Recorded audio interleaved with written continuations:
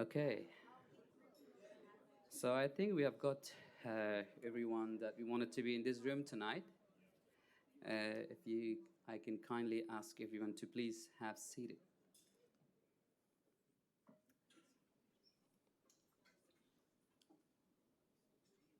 Yes.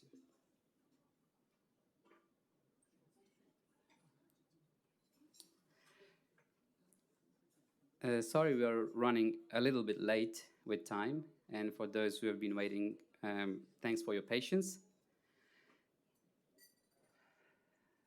My name is Bilal, the Executive Director of Massoud Foundation Australia.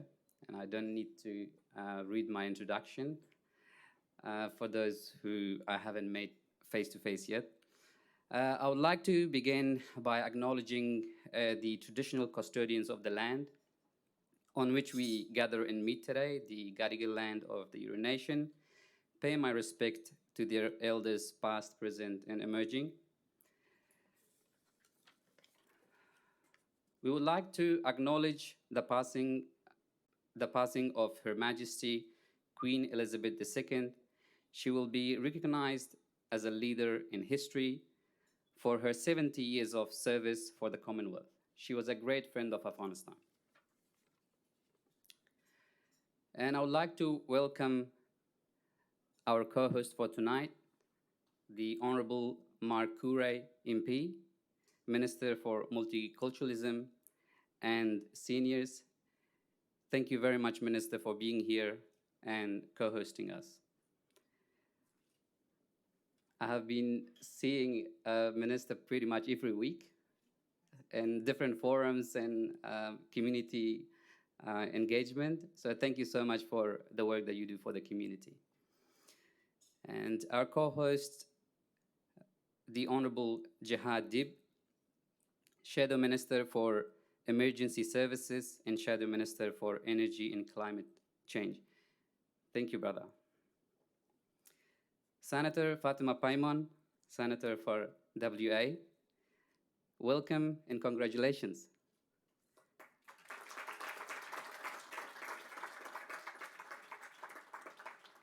Thank you for being here with us tonight. We listened to your first speech. What an inspiring speech. And it touched so many hearts around the world, especially with the poem that you read of, the Sufi poem from Sadi Shirazi. That really is the essence of our cultural heritage: humanitarianism, love, and compassion, which is in direct conflict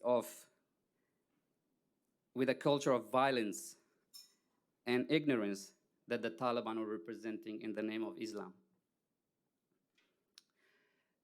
I would like to welcome Professor Amin Saikal, AM, Craig Foster, AM, Steve Kalelia, AM, Hassan, the acting Regional Director for Home Affairs, the interpreters who worked with the Australian Army in Afghanistan, the veterans, and all distinguished guests in this room. Welcome. Today we commemorate the 21st anniversary of the martyrdom of Afghanistan's national hero, Ahmad Shah Massoud, and marking the first year of crisis in Afghanistan and the fall of the government in the hands of the Taliban. Our community has been commemorating this day for over 2 decades here in Australia and around the world. And in the past year, our community has been going through a difficult time. I would like to thank the Australian government, non-government organizations, community leaders, community members, for standing with the people of Afghanistan with all their support that they showed, especially in the past year. That really means a lot for our community. So I would like to conclude with the poem that Ahmad Shah Massoud, one of his favorite poems in Farsi. شب است و چشم ما همی چو چشم انتظارها، ستاره می کند به شب یگان یگان شمارها. ز اشک شسته دامنم ز آه پر ز سوز و درد، نشسته بسترم چنین به دامن شرارها. خزف گهر شود اگر به آب همتم رسد، چو باغ پردرخت که در حلول نوبهارها. به حشر خنده می کند قیام ملتم که نیک، به اشتیاق رفته اند به زیر پای دارها. دلاورند و شیردل که سر سپرده اند و لیک، نداده اند به هیچ کس عنان اختیارها. کشیده اند از جفا هزار کوهسار غم، ستاده اند بی هراس چو پیکر چنارها. به هر مصاف داده اند و دست چو تیغ آتشین، کشیده اند ز خصمشان چه دود از دمارها. شرف گرفته اند ز مهر و آبروز کهکشان، شرف گرفتند ز مهر و آبروز کهکشان. کجاست ملتی چنین قرین اعتبارها. Without further ado, I would like to introduce our MC for this evening, Rayan Tamer. Rayan is a Lebanese Muslim journalist and lawyer working as a digital reporter for SBS News. Her stories largely focus on around elevating untold stories of refugees, asylum seekers, and other minority groups in Australia and around the world. Rayan previously worked as a producer at ABC News Channel, as well as a legal aid New South Wales, where she provided free criminal law advice in Western Sydney local courts. Please welcome Rayan.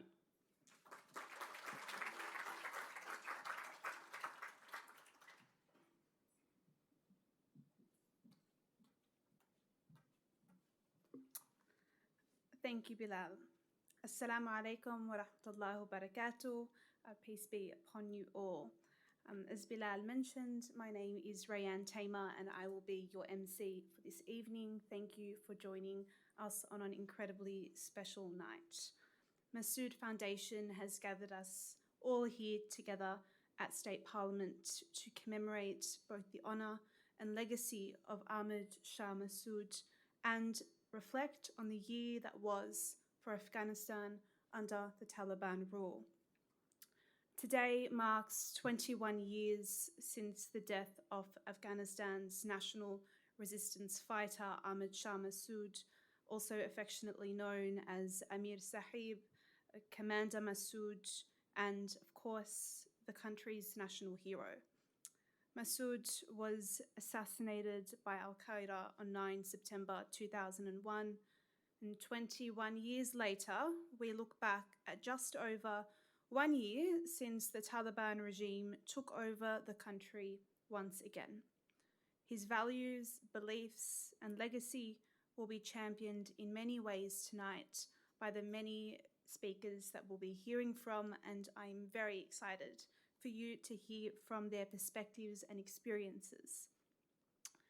I'm sure every person in this room remembers the horrific scenes of August 15, 2021.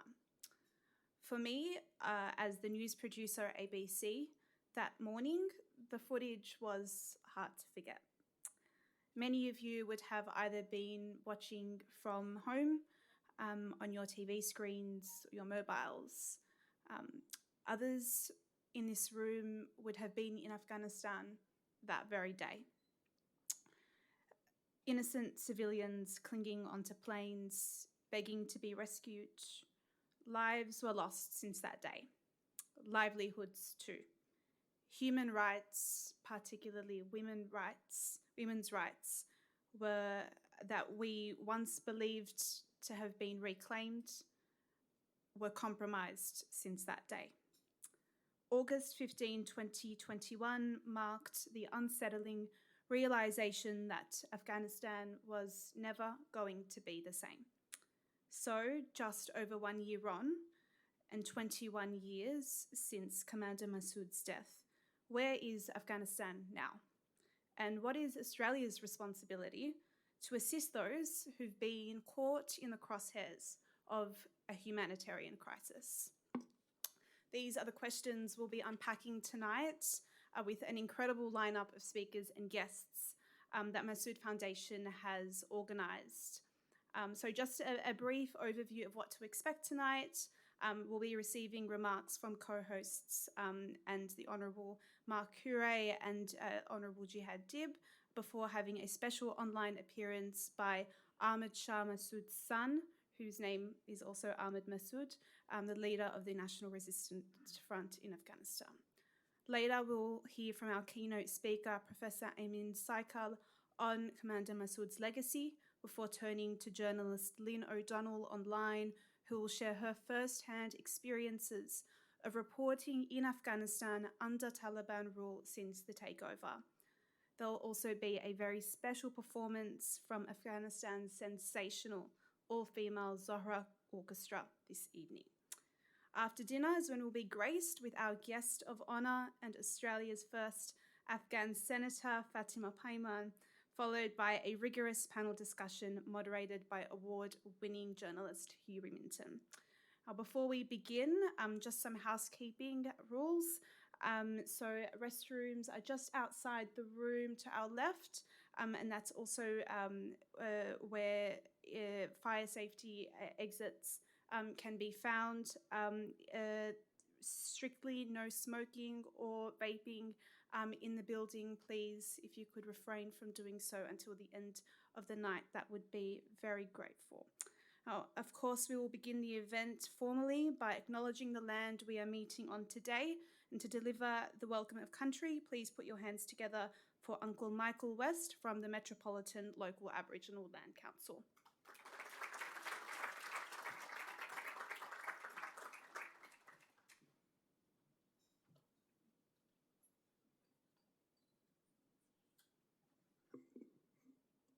Jadi Gamarua Gadigal-Eora. Good day and welcome to Gadigal Land and Eora Land. I'm Uncle Michael from Metropolitan Local Aboriginal Land Council. I was going to say, as an Aboriginal person, we understand about rights because our rights haven't been respected for many hundreds of years. And we do pay attention to the world. And when you think about it, I'm looking out here and I'm looking at the different faces and I can see the different faces from around the world. And we need to respect diversity, and we always need to fight for diversity. We need to fighting for inclusion and making sure that we have a society that anyone can fulfill their dreams and aspirations. I was thinking, to me, there is no women's rights. There's human rights. Human rights. People have a right to go to school, to be educated. They have a right to have employment, but not just a job, a career. They need to follow their path, whoever they are.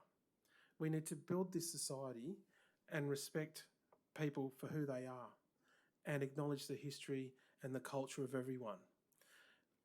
As an Australian, when you become an Australian, you have a responsibility to look after my culture and my sites, but they're actually your culture and your sites they become when you become an Australian. We have those 40,000-year-old fish traps in Bawarrina, aquaculture and engineering. Quite amazing, aren't they? And then you have those dinosaur footprints over in WA where the Noongas are, and that's part of their dreaming stories. You have those 10,000-year-old boomerangs in the South Australian Museum. There's so many wonderful things out there. We need to understand that we want you to still practice your culture, learn your own identity of who you are. It's so important to connect with that. If you don't understand your own identity and who you are, then you're like as the elders say, we say, you're like a tree without roots. We want you to understand who you are and to follow your dreams and aspirations. We need to do that. And this wonderful land that we're on here is the land of the Gadigal, one of the 29 clans of the Eora Nation. If you go across that beautiful harbour bridge, then the other side we have Camaragal is another suburb. Cammeray is another clan. Cammeraygal, the suburb of Cammeray is actually named after the Cammeraygal clan over there. And we have next door to here, we have Wongal. Next door we have Wallamadigal next door to Cammeraygal. If you keep going, you actually hit Parramatta, which is actually Barramadigal, Barra meaning eel. And there's a wonderful creation story about the Sydney Harbour and the Sydney waterways by eel. And there's an island that's out there called Memel, and that means eye of the eel. And the special place, as I said, those clans, are just some of the Sydney clans, they would meet there for ceremony and practicing and getting together and sharing stories. And no doubt many people tonight will be sharing stories. And when you're sharing stories, you learn not only about other people, but you learn about yourself too. On behalf of Metropolitan Local Aboriginal Land Council, we welcome everyone here. I know some people have had a very difficult journey getting here, but we need to treat people with dignity, honour our culture, our histories, and always was, always will be Aboriginal land here. And, you know, leadership isn't about being divisive. Good leadership is about bringing people together, having a conversation with people, having a yarn, as we say, sitting down and see how we can work things out. Enjoy tonight, keep up the good work that you're doing, and let's all work together and walk together for better outcomes. And I love diversity, and creating an inclusive society is what it's all about. Thank you.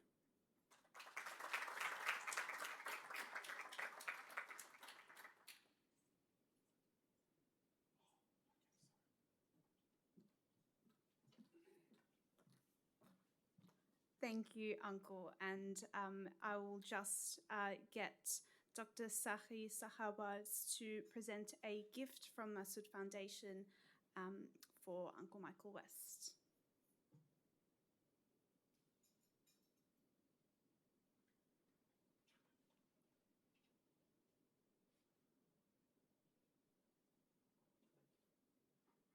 We'll now move on to a brief recitation of a few verses from the Holy Quran. It is custom at such community events, we refer to our Islamic text for a brief reading that is relevant to the event that we are gathering here for. Tonight's reading will be a tribute to those who paid the ultimate price in the war on terror. To do the reading, I invite Hafiz Aziz Rahman Rahmani, who is a newly arrived refugee from Afghanistan who previously worked at the Australian Embassy in Kabul. And I believe there'll be an English translation on the screen, so you can follow along with Aziz. Thank you.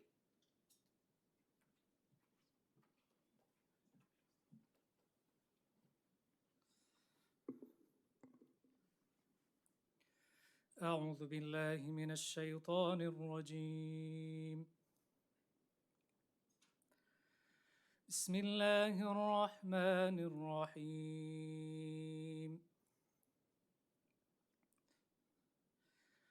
يا أيها الذين آمنوا اجتنبوا كثيرا من الظن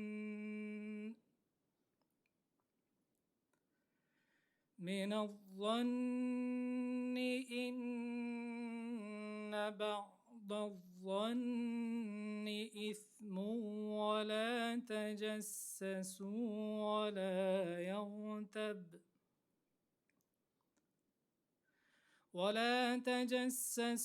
ولا يغتب بعضكم بعضا كثيرا ولا يغتب بعضكم بعضا أيحب أحدكم أن يأكل لحم أخيه ميتا فكرهتموه واتقوا الله إن الله تواب رحيم. يا أيها الناس إنا خلقناكم ذكر وأنثى وجعلناكم شعوبا وقبائل لتعارفوا إن أكرمكم عند الله أتقاكم إن الله عليم خبير. سبحان ربك رب العزة عما يصفون وسلام على المرسلين والحمد لله رب العالمين. اللهم ربنا أفرغ علينا صبرا وتوفنا مسلمين برحمتك يا أرحم الراحمين.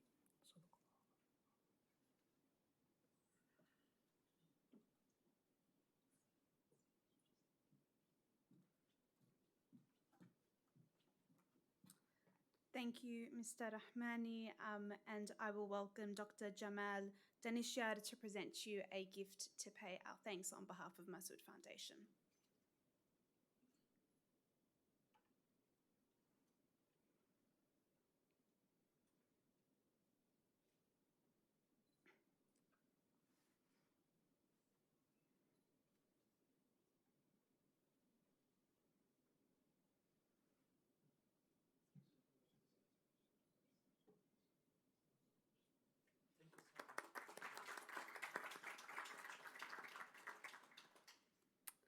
It's time now to hear from State Liberal MP, the Honourable Mark Curey, who is New South Wales Minister for Multiculturalism, Minister for Seniors, and the Member for Otley. Please put your hands together.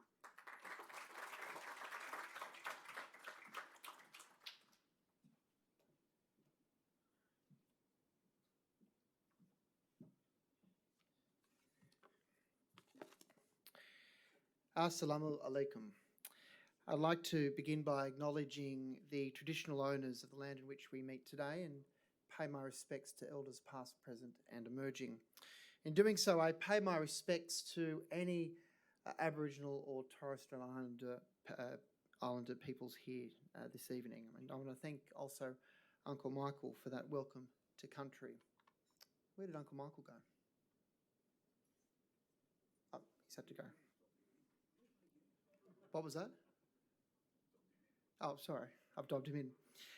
I want to acknowledge, of course, our hosts today, and I want to begin by acknowledging the Executive Director of the Massoud Foundation of Australia, someone who I have gotten to know over the last 10 months since taking this role as Minister for Multiculturalism, and I want to acknowledge Bilal's wonderful work as Executive Director of the Massoud Foundation over that period of time.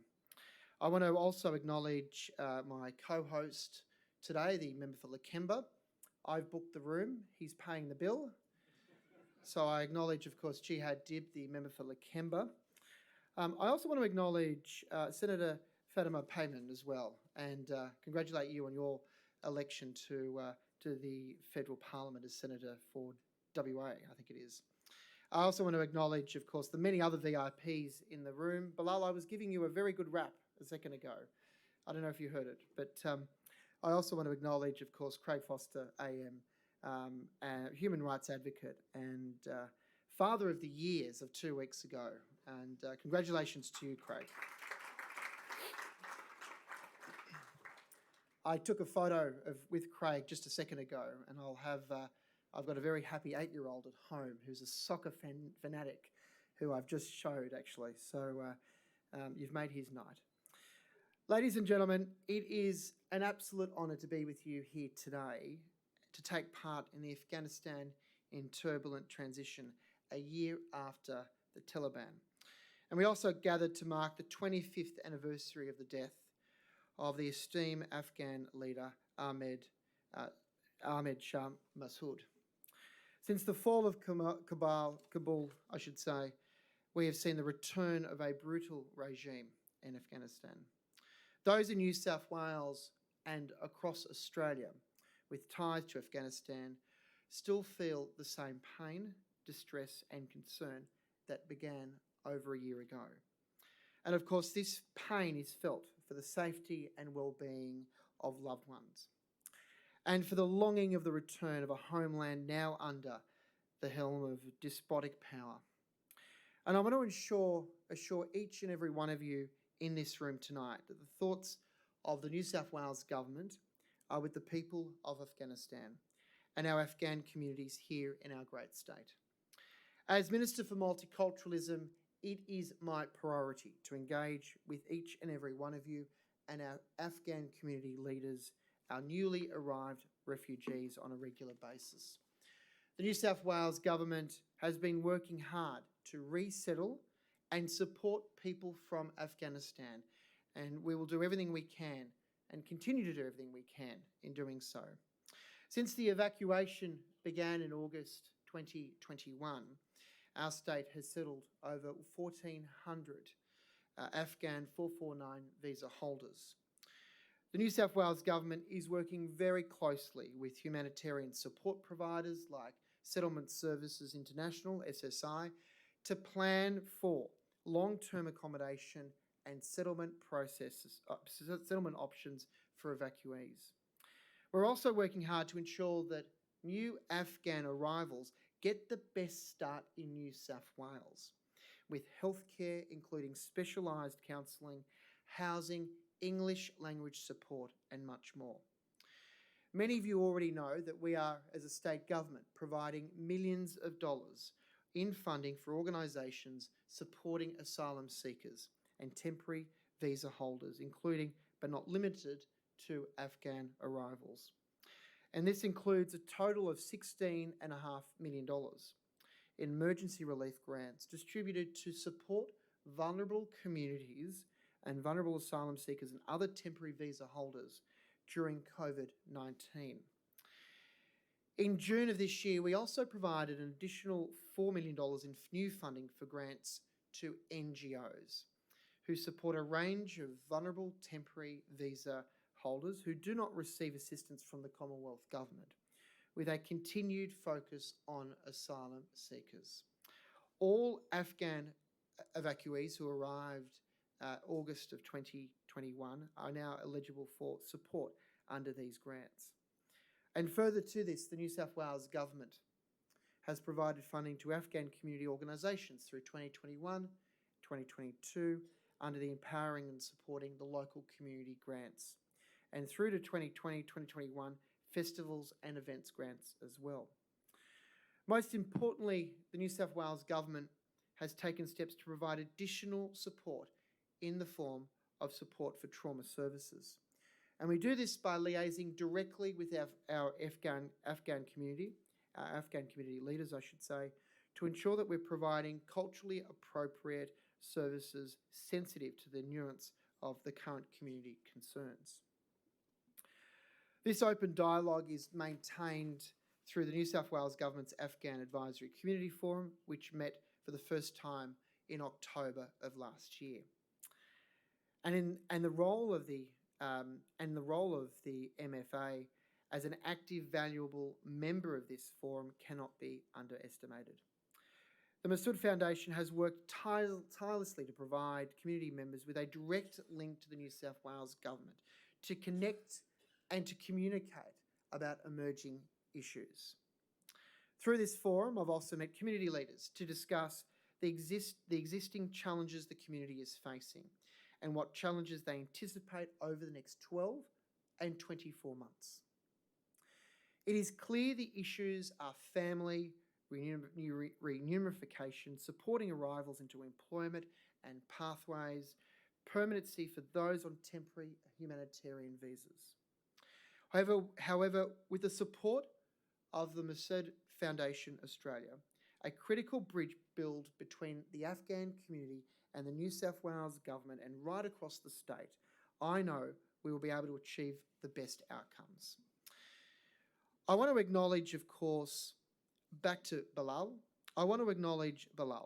and his involvement with the Multicultural Community Forum in Maryland this week, but also multicultural communities and the Afghan communities right across New South Wales. This isn't the first time this week he's come out and supported the Afghan community, or in fact contributed as well to our multicultural forums. This is a testament, I have to say, for his support for New South Wales as a multicultural success story and our Afghan community's vital role in this success. I must say, we are proudly working together with your association and many of our Afghan community's leaders. We are proudly working closely in a partnership with you, our Afghan community, to build a stronger future together. And as Minister for Multiculturalism, helping our communities isn't just my job, it isn't just my passion, it's in my DNA.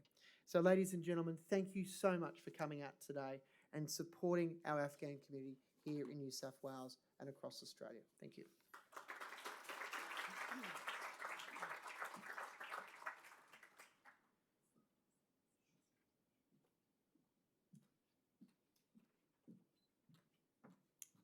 Thank you, Minister. I will now invite Dr. Yasir Wahid, who is the Director of Cultural Affairs at Massoud Foundation, to present your gift.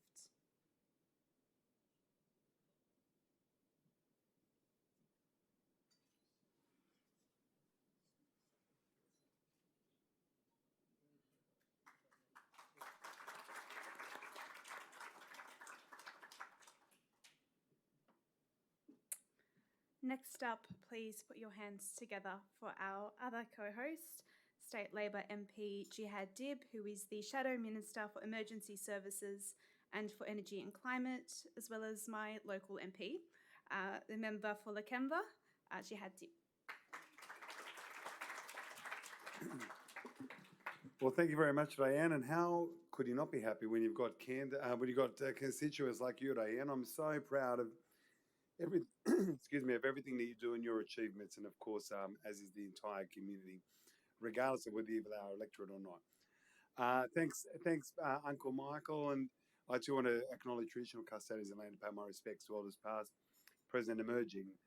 I want to acknowledge and thank Bilal and the Massoud Foundation for the work that they do, but also for putting on this evening. It's not easy to put on an event in Parliament, and I'm pretty proud to stand with my co-host, Mark Curé, my electoral neighbour in the seat of Oatley, but also a pretty decent bloke. You may vote the wrong way in the chamber, but you're a pretty decent bloke, and we got on well, and you don't normally see members of Parliament from different sides speaking highly of each other. But Mark, I acknowledge publicly the work that you do and your genuine commitment to make our state better and to bring people together. So well done on that. That's the last nice thing I'm going to say about you. I forgot about the payment. I'm maxed out on the credit card. And of course, how can you not but welcome Senator Payman? Not only are you an achievement, in the outstanding achievement in what you've done, but as a human being, you're exceptional. And I had the great pleasure of spending some time with the Senator and also introducing her to some students. You are much more than the first Muslim woman or the first hijab woman or the first Afghan woman. You are an incredible young person who has got a great story to tell, an incredible empathy and understanding of just what it means to be Australian and the opportunities that are there and what you can do. And every single person in this room and across the country, not only WA, across the country, wants to see your star shine, and we can't wait to see what you do. Welcome to the best state in Australia, New South Wales. Okay, that's not the end of my speech, that's just the start. But I did say, as Mark was walking up, those of you who know me know I like to crack a few jokes. I did say to Mark, I'm going to keep the speeches short. Mark said, mine's only half an hour. I thought you were joking, but you were for real. Mine is going to be shorter than that. So what are we here for? We're here to acknowledge something that's incredibly important, and there's a lot to be talked about. And there's many experts who will speak about a topic much more deeply than I will. But I wouldn't mind focusing on a couple of things. And part of it is a view of the past and a projection to the future, and what we, in whatever respective roles we can play, can in making sure that happens. A year ago, a disaster occurred in Afghanistan, and people are living through that disaster. For some people, they were the lucky ones and they were able to make it out of Afghanistan. And they're going to kick on. But there are an incredible number of people who are still stuck there in incredibly terrible conditions, in conditions where there is natural disasters that occur. We saw with the earthquake, humanitarian disasters, human rights disasters, a country that's gone backwards, and opportunities that are lost. And I think while we talk about what we can do in Australia, we need to remember that there are people who were not able to get on that plane, who didn't have that connection to foreign governments, who didn't work as translators. Those people should never be forgotten. And I hope that we can continue to make those changes and support wherever we can. And I'm sure that it would be a bipartisan approach when it comes to things like that. About a year ago, there was this issue, and Craig Foster were mates from way back. And we first met down at Addy Road doing a number of different things. And Tumpkin, who I saw around here a bit earlier, and Craig and the team down at Addy Road and the local community were working with Burwood Girls High School and anybody who was able to help people fill in visa forms, those 449 visa forms, via WhatsApp, via whatever way they could, to try and help people come to Australia. And thanks to God, there were some that did. And Craig also did exceptional work with the soccer team, or the football team, as you like to say. But the point being that it didn't matter whether you were the Australian soccer captain, whether you were Afghan heritage, whether you were Indian heritage, whether you're Arabic heritage, whether you're Anglo heritage. What occurred was a group of people got together and put as much pressure as they could on the government, filled in the forms, and found a way to do it. And that is a really key thing. And the key thing then is, how do we help people who come to Australia succeed? Because there are a number who did come here, but I'm not sure that they've yet got to that point where they're able to succeed. And that's a challenge to all of us to make sure that we do. We have got so many professionals, so many high achievers who at the moment don't actually have an opportunity to do those same jobs, to utilize those skills. And not only is it a benefit to them, it's a benefit to us as Australia. And the quicker that we can get everybody working, and the quicker that we can get everybody participating and feeling that they're a valuable contributor, the better it is that contributes to our national story, our multicultural, modern Australia. There's not Australia, there's not multiculturalism. It's one thing. We're all Australian, we're all part of it, and we want everybody to come in and work as soon as possible. I want to take the opportunity as well, before I talk about my last point, to thank, there are so many people here who are the heroes and the unsung heroes, and there are many people who wouldn't have made it tonight, who have done so much work behind the scenes. I'm talking about people who have supported the charities. I'm talking about people who did drives and collections for families that when they arrive, set them up. So we've got the government services, and I acknowledge the work of the government and the community agencies. But from within the community, things that were really important, friendship groups, taking people out to learn how to drive, teaching them where to shop, how to shop, doing those things that will help them during Ramadan, introducing them to the local mosque so they didn't have to stay at home. It's that spirit of who we are that actually contributes to making people, I suppose, integrate quickly. And integration doesn't mean that you leave behind what you come. That's you, that's in your blood, that's in your vein, that's everything. It's about making sure that you can settle and that you can contribute and you can feel a part of it. And we should continue to do as much as we can to ensure that families who are still stranded overseas with loved ones here can be reunited sooner rather than later, so that they too, as the lucky ones, can move forward with their life. And while we've got the lucky ones, let's also not forget the ones who are stuck behind, whose life has turned upside down. We can be grateful for what we have, but we should never forget those who were left behind. And I want to conclude with these couple of points. Ahmad Shah Massoud, we can celebrate the man and we can celebrate what he did and we can celebrate his achievements and commemorate and acknowledge. And obviously, here's a person who stood up and managed to get a whole movement behind him because of the ideals that he held. What we need to focus on are those ideals. What are those ideals that we can implement into every part of our life, regardless of what our job is?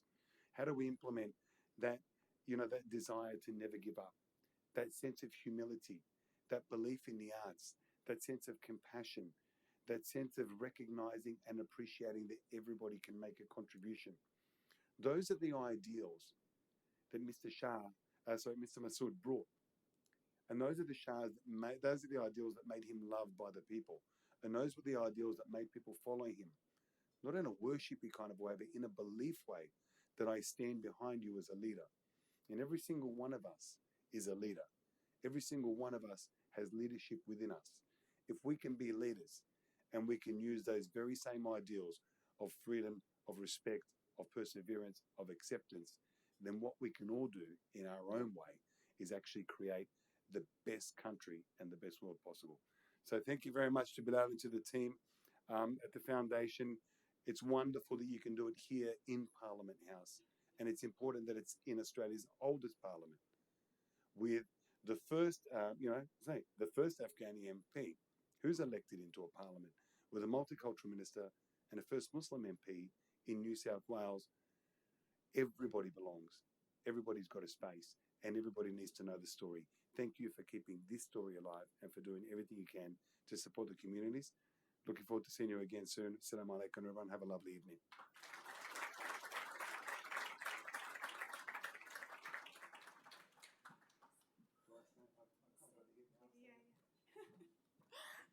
Thank you, Mr. Dib.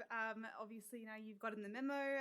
I'll ask Farid Fayez from the Ariana Australian Association to come on stage to present you with your gifts.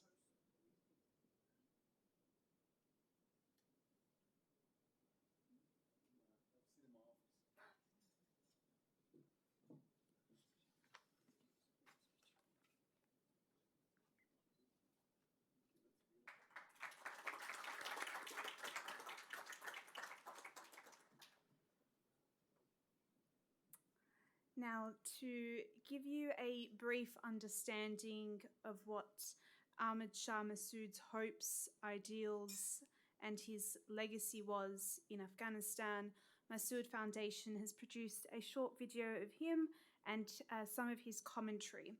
This video is titled The National Hero of Afghanistan. So if you could please turn your attentions to the screens ahead, and we'll have the first video played. Thank you.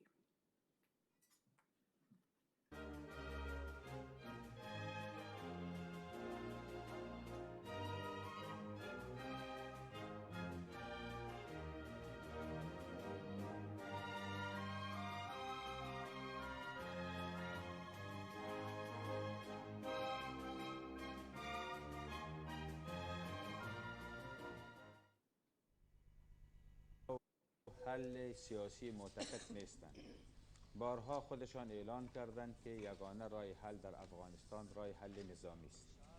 زنها در داخل افغانستان در ساحه طالبان اصلا هیچ نوع حقوقی که باید داشته باشند ندارند. در ارتباط به منطقه ما زنها در دروژه مکتبای مثل مکتبای مردانه، مکتبای زنانه وجود دارند.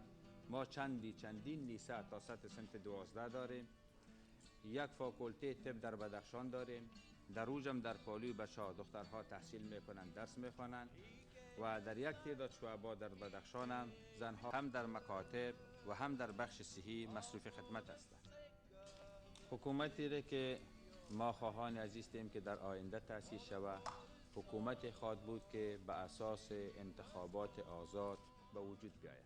از نظر ما کشت و زر مواد مخدره همه را غلط میدانیم و حرام میدانیم. ما بارها با طالبا گفتیم که وقتی که شما میگین اکثریت هستیم بین بریم طرف انتخابات و این قدرت از طریق یک انتخابات مشروع به دست برین وقتی که شما سر تعدادتان و سر منطقه و اکثریتتان مطمئن هستین. مگر هیچ وقت طالبا تا بال آماده نشدن که برن طرف انتخابات. ما از این طریق بازم میگیم که اگر طالبا واقعا میگن که اکثریت هستیم بریم طرف انتخابات. اجازه بدیم که مؤسسات بین المللی بیاین نظارت کنن از یک انتخابات آزاد در افغانستان. احمد شاه مسعود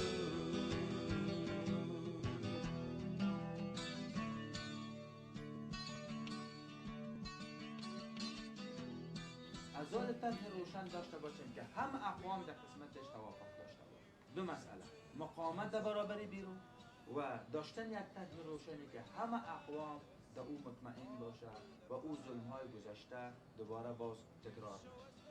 ازال اقوام متحد در برابر تجاوز و داشتن یک طرح روشن پیش از پیش که اگر فردا ما در افغانستان جابجا میشیم ازال به ملت بگوییم این طرح ماست، فردا جابجا میشیم بگوییم این طرح. چیزی که هم به ملت افغانستان قابل قبول باشه، درست، و هم به دنیا قابل قبول باشه. شما میفهمین که یکی از محورهایی که اقوام در افغانستان جمع است اسلام است. از طرف دوم هر دفعه که مسئله اسلام گفته میشه از بیرون فکر میکنن که امو گروپای بنیادگراست، در حالی که فرق داره. ما اسلامی را در افغانستان میخواهیم که هم ملت خود را او راضی ساخته بکنیم، درست، و هم با هیچ کشور در بیرون ما اعلان جنگ اعلان دشمنی نداشته باشیم. ما در قرن 21 زندگی، دنیا میره طرف جهانی شدن و نزدیک شدن. ما میتونیم با یک اسلام میانه، با یک اسلام معتدل هم با دنیا زندگی کنیم، هم با مردم خود زندگی کنیم و کشور خود از این بحران نجات. به قدر کافی مردم ما رنج و زحمت و جنگ دیدن. ما هیچ ضرورت نداریم که ما با آسیای میانه بگوییم اینو اسلام قبول کن، اینو اسلام قبول کن. خودش کشورها میفهمن. تجربه خود ایران هم نشان داد که امروز منافع ملی ایران بالاتر است از ایدئولوژیش. دیگه نه ما تصمیمی که چطور بتونیم با یک اسلام معتدل، با یک عدالت اجتماعی بین همه اقوام بتونیم همه را جمع کنیم و در برابر تجاوز هم همه اسلام. با هزارها مشکلی که ما در داخل کشور داریم و با این مشکلی که ما در بیرون و با این تفاوتی که جهان در برابر افغانستان گرفته، ولی تصمیم نمیست و من یقین دارم مثل که در برابر روسا موفق شدیم، انشالله یقین دارم که در این پروگرام هم موفق میشیم. امروز از نقطه نظر نظامی که میخواستن ما را حذف کنن دیگه نمیکنن و از طرف مردم تندروی های اسلامی طالبان دیدن و درس گرفتن که به نفع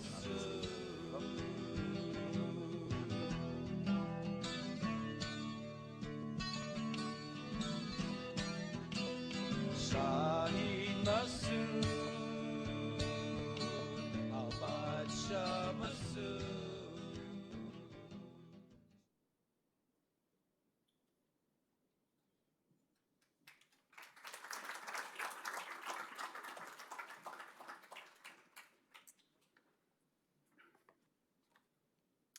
I think that is a perfect segue into the next part of the event, where we will be honoured to hear from the late Ahmad Shah Massoud's son, Ahmad Massoud, who's the leader of the National Resistance Front of Afghanistan, and he'll provide us with a few words of his own.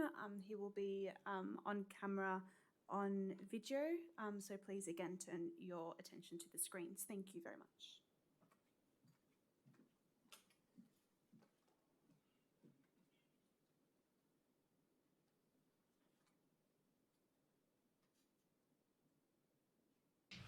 Good evening, ladies and gentlemen. In the name of God, the most merciful, most compassionate. Today marks the 21st anniversary of the martyrdom of Ahmad Shah Massoud, Afghanistan national hero, who was assassinated by two Al-Qaeda terrorists posing as journalists. In Afghanistan, this day marks the week of the martyrs. Hundreds of thousands of civilians and members of the armed forces who lost their lives over the last 44 years, either in the defense of their homeland against the Soviet invasion, regional proxy wars, and international terrorism, or became victims of the imposed conflicts. May their souls rest in peace. I take this opportunity to thank the Honorable Mark Kaur and the Honourable Shahadet for co-hosting tonight's event at the Parliament House of the New South Wales State, Australia. I would also like to thank everyone in attendees tonight and all the volunteers who have worked tirelessly to put this important event together. We remember the late Commander Ahmad Shah Massoud's legacy today. My father's aspiration was to establish a dignified and just peace that would create a government that the people of Afghanistan could live in peace with themselves, with the region, and with the world.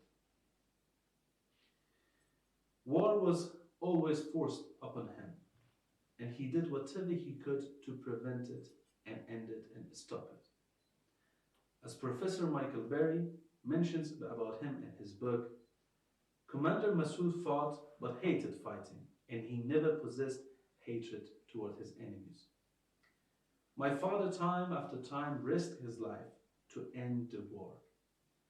During one instance in 1995, he even went to the headquarters of the Taliban without any guards or safety, just to end the war and to bring peace. However, the Taliban answered by using aggression and lacked the intention and aim to accept a peace process that would benefit all citizens. Like my father, I too am against violence and war, and the armed resistance has been forced on us, and we have been left with no choice but to resist. Our resistance is for the defense of our people, our homes, our children, our values. And it is a universal right to stand up against oppression and against aggression. Despite their obvious narrative of dominance and terrorism, we have shown our will and aspiration to bring peace in earnest. We demonstrated our goodwill and gave them an opportunity to show the same as well. We listened to the most of the Taliban's demands. However, we made it clear to them that we would not compromise on our fundamental values and our people values, which entails the following within the framework of a moderate Islam. A government elected by the people through a free and fair election in Afghanistan. Guarantee of the rights of the women and girls to education and work and so on. Guarantee of social justice and equal rights for all of Afghanistan ethnicities and religious groups and other minorities. However, the Taliban proved us that they are not interested in resolving issues through dialogue and negotiation. They insisted in annihilating opposition through coercion and violence. It has been more than a year since the government of Afghanistan collapsed and the Taliban occupation and oppression began in Afghanistan. Since then, we are all witness to the existential humanitarian crisis, the rise of terrorism and war crimes in Afghanistan. In the past year, we have witnessed extrajudicial killings of innocent civilians, also the former armed forces, despite the promises of amnesty and safety. Introduction of discriminatory policies which restricts women's and girls' right to education and work, among other things. And the continuing harboring of international terrorism in Afghanistan and allowing extremist groups to operate within Afghanistan, which will impact regional and global security. The Taliban group is a brutal and violent dictatorship, which has eradicated the democratic structure of the country, as well as all forms of human, social, civil, and political rights. In the past year, we have resisted and continue to resist against the tyranny of the Taliban. Our resistance is not isolated to our brave fighters in the mountains peaks of Hindu Kush only, but to all citizens of Afghanistan in different shapes and forms. In particular, the brave women of Afghanistan who openly protested against the Taliban in the streets of Kabul and the other cities of Afghanistan, and risked their lives each and every time they stepped outside their houses. We also see resistance from the diaspora communities of Afghanistan globally who have organized and rallied against the Taliban occupation in an effort to raise awareness of war crimes committed by the Taliban and the ongoing human crisis which is worsening day after day. Our resistance does not belong to one man or to one person or to one group or to one ethnicity. Our resistance represents all people of Afghanistan who value equality for all citizens, true democracy, and reject radicalism, terrorism, and ethnic and gender discrimination. The resistance in Afghanistan aims to establish social justice, preserve both human rights and civil rights for all, and provide equal representation for every citizen of Afghanistan, regardless of their ethnicity, gender, and religion, through the revival of tolerant and rational Islam and the continued development of a democratic Afghanistan. As a multicultural state, Afghanistan requires a decentralized, equal distribution of power to ensure domestic tranquility and pluralism. Decentralization gives the women and men of Afghanistan the rights to self-determination by electing officials and to represent their own interests, with the ability of holding them accountable. What we lack today and what we lacked before was accountability. In closing, I take this opportunity to thank the Australian government for their ongoing support and cooperation for the people of Afghanistan in the past 21 years. And more recently, the humanitarian aid and support program and refugee intake following the Taliban military occupation and the collapse of Afghanistan government. We acknowledge the 41 Australian soldiers who lost their lives in protecting the people of Afghanistan and protecting the democracy in Afghanistan. The more than 3,000 ADF personnel who served in Afghanistan, and for the more than 1.5 billion US dollars which was provided in aid for the betterment of situation in Afghanistan. We invite Australia to join international efforts in taking necessary measures to strengthen accountability for human rights violations and abuses, and also to address impunity, provide remedies for survivors and victims, and bring perpetrators to justice.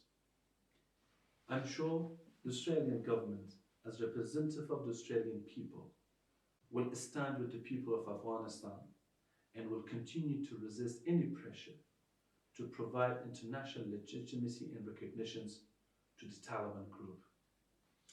I applaud and thank you all for your efforts in advocating for the lost rights of the people of Afghanistan.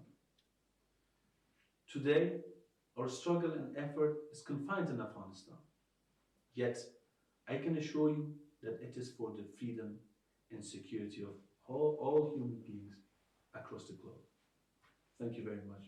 God bless you all.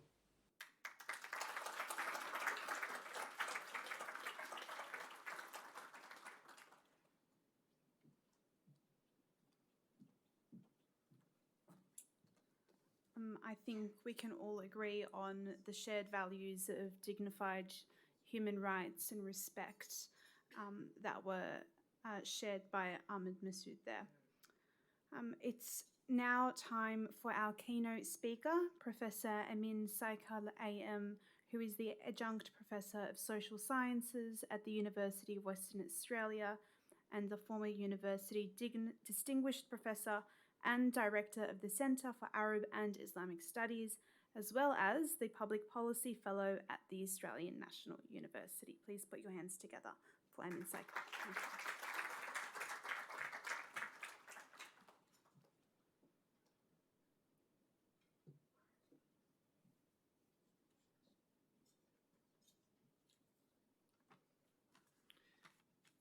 بسم الله الرحمن الرحیم. برای دوستا و رفقای افغانی معذرت میخوایم که به زبان دری حرف زدن نمیتونم، ارزی که این پروگرام در انگلیسی است. پس به این اساس چند سخنی که دارم به انگلیسی براتون پیشنهاد میکنم. The Honorable Mark Curie, the Honorable Shahadet, Senator Fatima Payman, and Mr. Bilal Wahid. First of all, I'm very, and of course all the other guests here, first of all, I'm very grateful for organizing this event. I think it's a very important one. And it comes at a very sad time for Afghanistan, and also in our world, which is so troubled at the moment as well. As the world remembers the tragic events of 9/11, two other events also need to be remembered. One is the anniversary of the death of Commander Ahmad Shah Massoud, which has already been highlighted. And the other one is the Taliban's reassumption of power in the wake of the United States and Allied retreat from Afghanistan a year ago. The three events interrelatedly explain the mess that is Afghanistan today. Al-Qaeda's attacks on the United States on 11th of September 2001 were unprecedented. So too was America's retaliative invasion of Afghanistan as the first salvo in a wider war on terrorism and as a target for democratization of Afghanistan as a highly traditional, socially divided, economically impoverished, and conflict-ravaged country. These events occurred against the backdrop of Afghanistan have been mired in bloody warfare, fueled by interaction between domestic fragility, internal power rivalries, and outside interventions from the time of the pro-Soviet coup d'etat in the country in April 1978. Commander Ahmad Shah Massoud, whose aim was an independent, sovereign, and progressive Islamist Afghanistan, turned his stronghold of the Panjshir Valley north of Kabul into a fortress, at first against the Soviets and their surrogate government in Kabul, and subsequently against the Pakistan-backed Al-Qaeda allied Taliban, who had managed to establish a medievalist theocratic reign of terror in the country. For his brave, visionary, and strategic leadership, Ahmad Shah Massoud became known as the Lion of Panjshir, what Sandy Gall calls in his latest book, Afghanistan's Napoleon. Massoud had warned the West several months before 9/11 about the danger of terrorist attacks from Afghanistan. He became the enemy's #1 target, and as you've heard, was killed on the 9th of September 2001 as part of Al-Qaeda's planned attack on the United States 2 days later. However, Massoud's legacy did not die with him. His forces' collaboration proved critical to the US military campaign that resulted in the toppling of the Taliban government and the dispersion of their leaders and operatives, along with those of Al-Qaeda into Pakistan. The failure to defeat and decapitate the Al-Qaeda and the Taliban and halt their ties with Pakistan, however, allowed these forces to make a revengeful comeback 2 years later.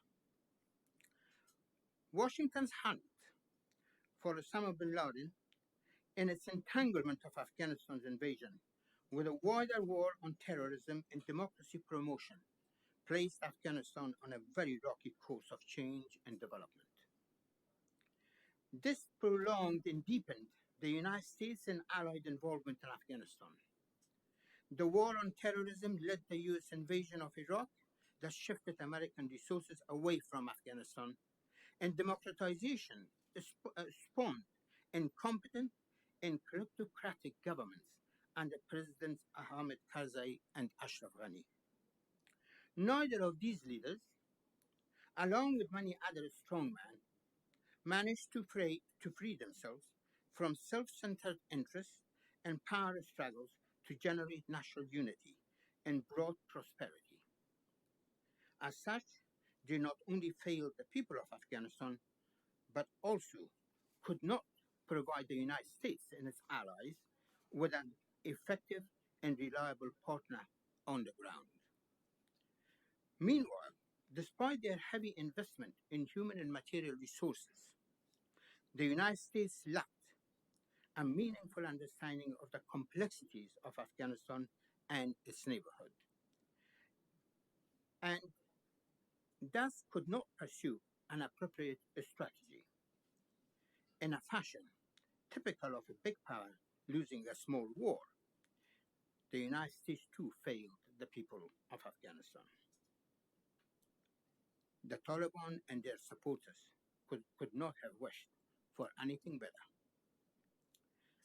But of course, this was very much along the line of the United States experience in Vietnam, and of course in Iraq, and as well as the Soviet Union's experience in Afghanistan. The United States, along with its allies, finally decided to extract their forces from what they considered to be unwinnable war, as the British had done it in the 18th century, and as the Soviets had done it in the 1980s. It took the United States critic of the war, President Donald Trump, with the help of the misguided, self-confessed neoconservative Republican devotee, the African-American Zalmay Khalilzad, to conclude the shameful February of 2020 Doha peace deal with the Taliban. This deal entailed the withdrawal of all foreign forces from Afghanistan and return for virtually nothing, not even a universal ceasefire, let alone a viable political settlement of the Afghanistan conflict. Afghanistan was offered on a platter to the Taliban and their outside backers. President Joe Biden simply, though poorly, completed the process, opening the gate for the Taliban to declare their self-styled theocratic order under the leadership of individuals, most of whom are still on the United Nations terrorist blacklist, with some of them wanted by the FBI. Despite Khalilzad and some other naive analysts believing that the Taliban had changed, it is now evident that there is no such a thing as a new Taliban. They have once again reinstated their reign of terror, targeting women, as you've heard it by speakers before, and anyone else who opposes their oppressive rule in the name of Islam. After 2 decades of liberalist-inclined changes in deconstruction efforts in Afghanistan, under the US-led occupation, whereby an educated and well-connected young Afghan generation had emerged with hopes for a better future, all those changes have been reversed.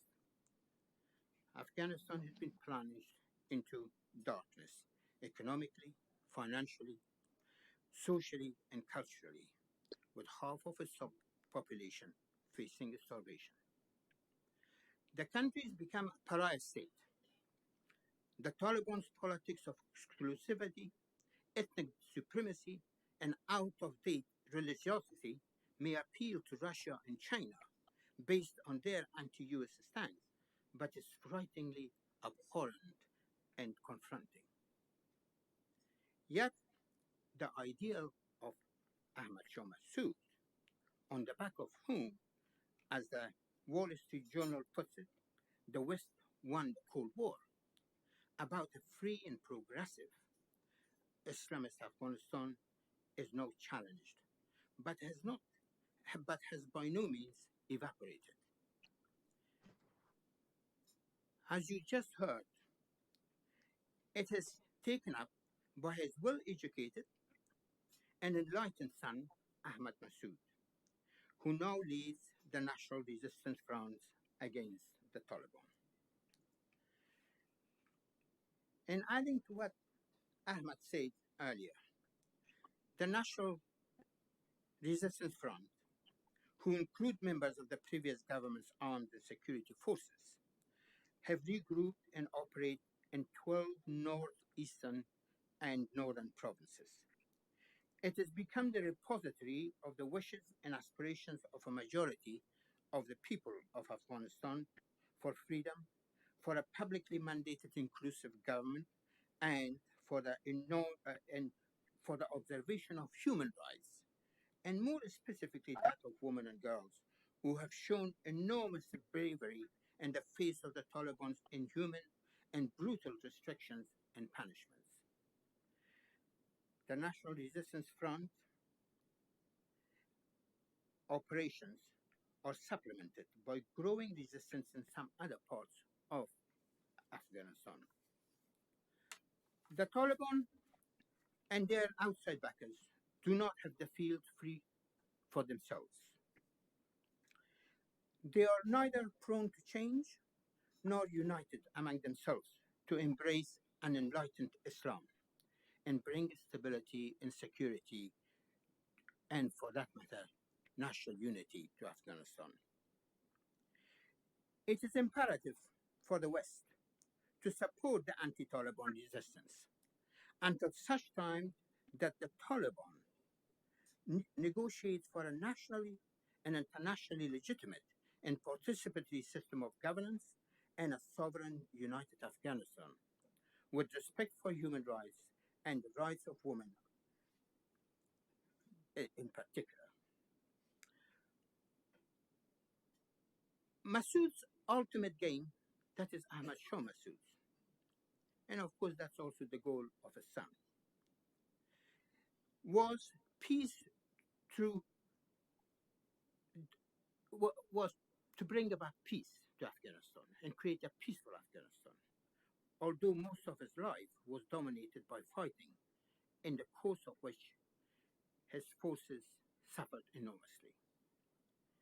Meanwhile, it is important to note that Ahmad Shah Massoud was not an angel, and he could not enormously control every single member of his fighting force from committing some deeds in the course of fighting. But Ahmad Shah Massoud was an honest and a decent son of Afghanistan, whose ultimate goal was to bring peace. And he, in fact, repeatedly said that he shunned really fighting. He shunned bloodshed. But for the sake of better Afghanistan, he had been left with no choice but to engage in a resistance, and for which he lost his life. Yeah. His ideals were very much in polar contrast to what the Taliban are doing in the country. And what the Taliban are doing in the name of Islam, in many instances in what their actions are so un-Islamic. They've been lying after lying about their connections with Al-Qaeda. And yet, we know that they have not severed their relationship with Al-Qaeda. Massoud's fighting was not just for the freedom and integrity of Afghanistan, but it was also against international terrorism. And what is now really taking place under the leadership of his son is a continuation of fighting international terrorism. So for me, it's with a great sadness and at the same time, great privilege to recall Ahmad Shah Massoud's life. And tonight, we are not only remembering Ahmad Shah Massoud, but also we are celebrating his life. May I invite all of you to maintain 1 minute's silence for Ahmad Shah Massoud and the people of Afghanistan. Thank you very much.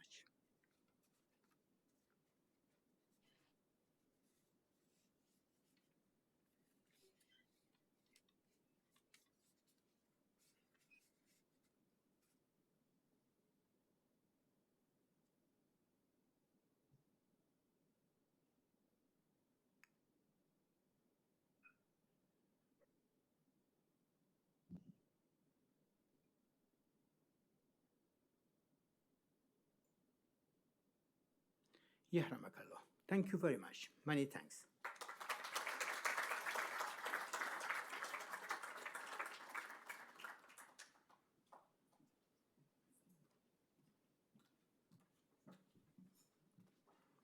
Thank you, Professor Saikal, for a very insightful speech.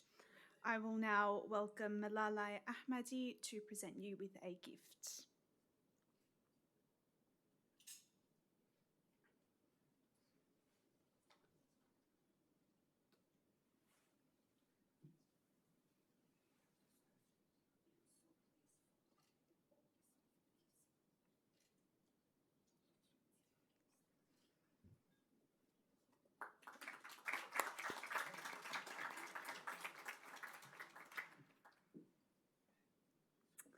Okay, so we have one more speaker, and then it's dinner time, I promise. And she's worth listening to. And I'm not saying it just because I'm a journalist. So you may have heard of foreign policy journalist Lynn O'Donnell, who's also an author and the visiting research fellow of King's College in London. And her story is nothing short of incredible. In an ironic turn of events, her own story made headlines after she was detained by the Taliban after covering human rights abuses and violations in Afghanistan. The ultimatum that she received: either tweet an apology or go to jail. Please give it up for Lynn O'Donnell, who will also be making an appearance online.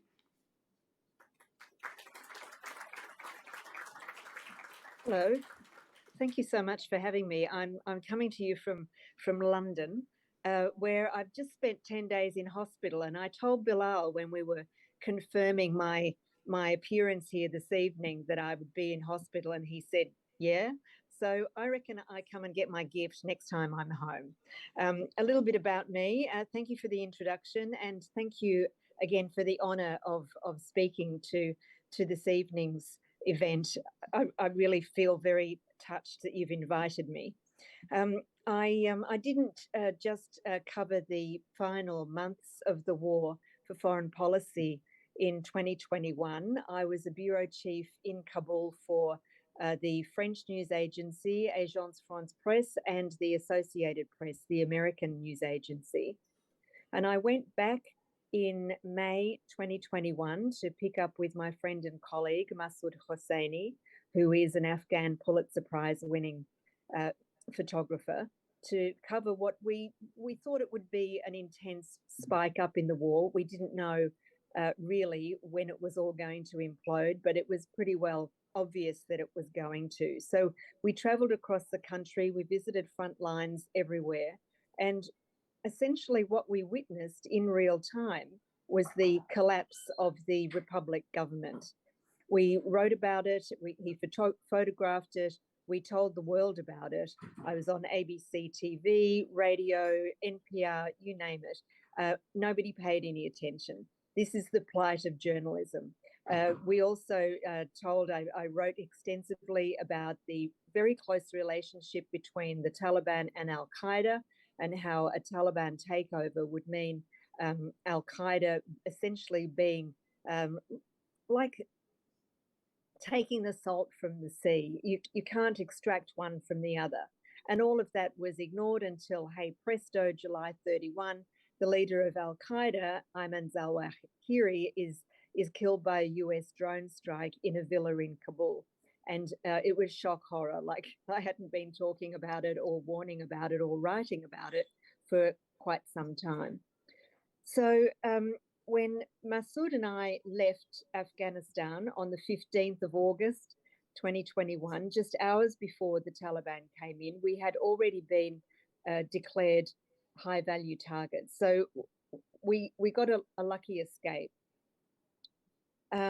We had been, as I said, to a variety of places across the country and written stories that really revealed the true nature of the Taliban. And one in particular was about the treatment of women. There had been rumors from across the north of the country for many months as they sort of like squeezed, they closed the borders, closed the country, surrounded the provincial capitals, and then started taking the provincial capitals and moving down towards Kabul.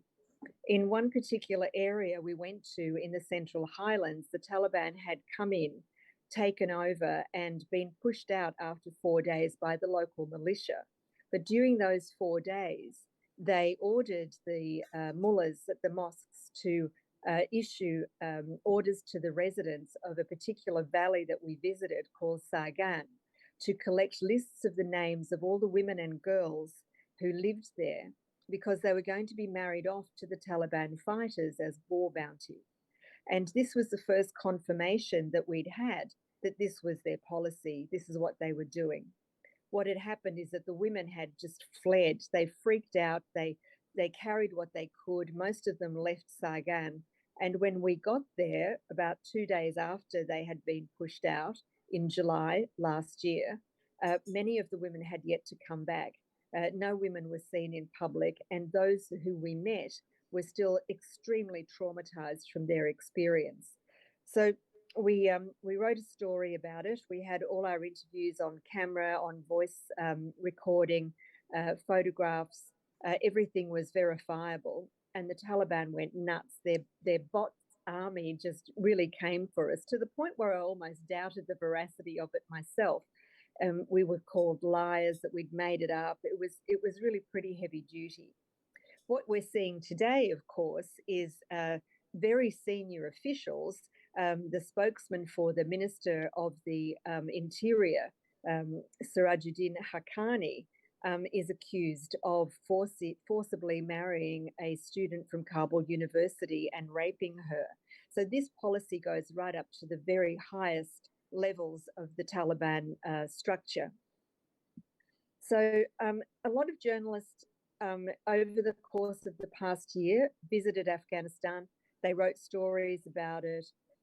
But I just sort of thought that if I'm going to be a person who covers this part of the world, I have to go back and see for myself. And so in July, that's exactly what I did. And on the 17th of July at 5 a.m., I arrived in Kabul.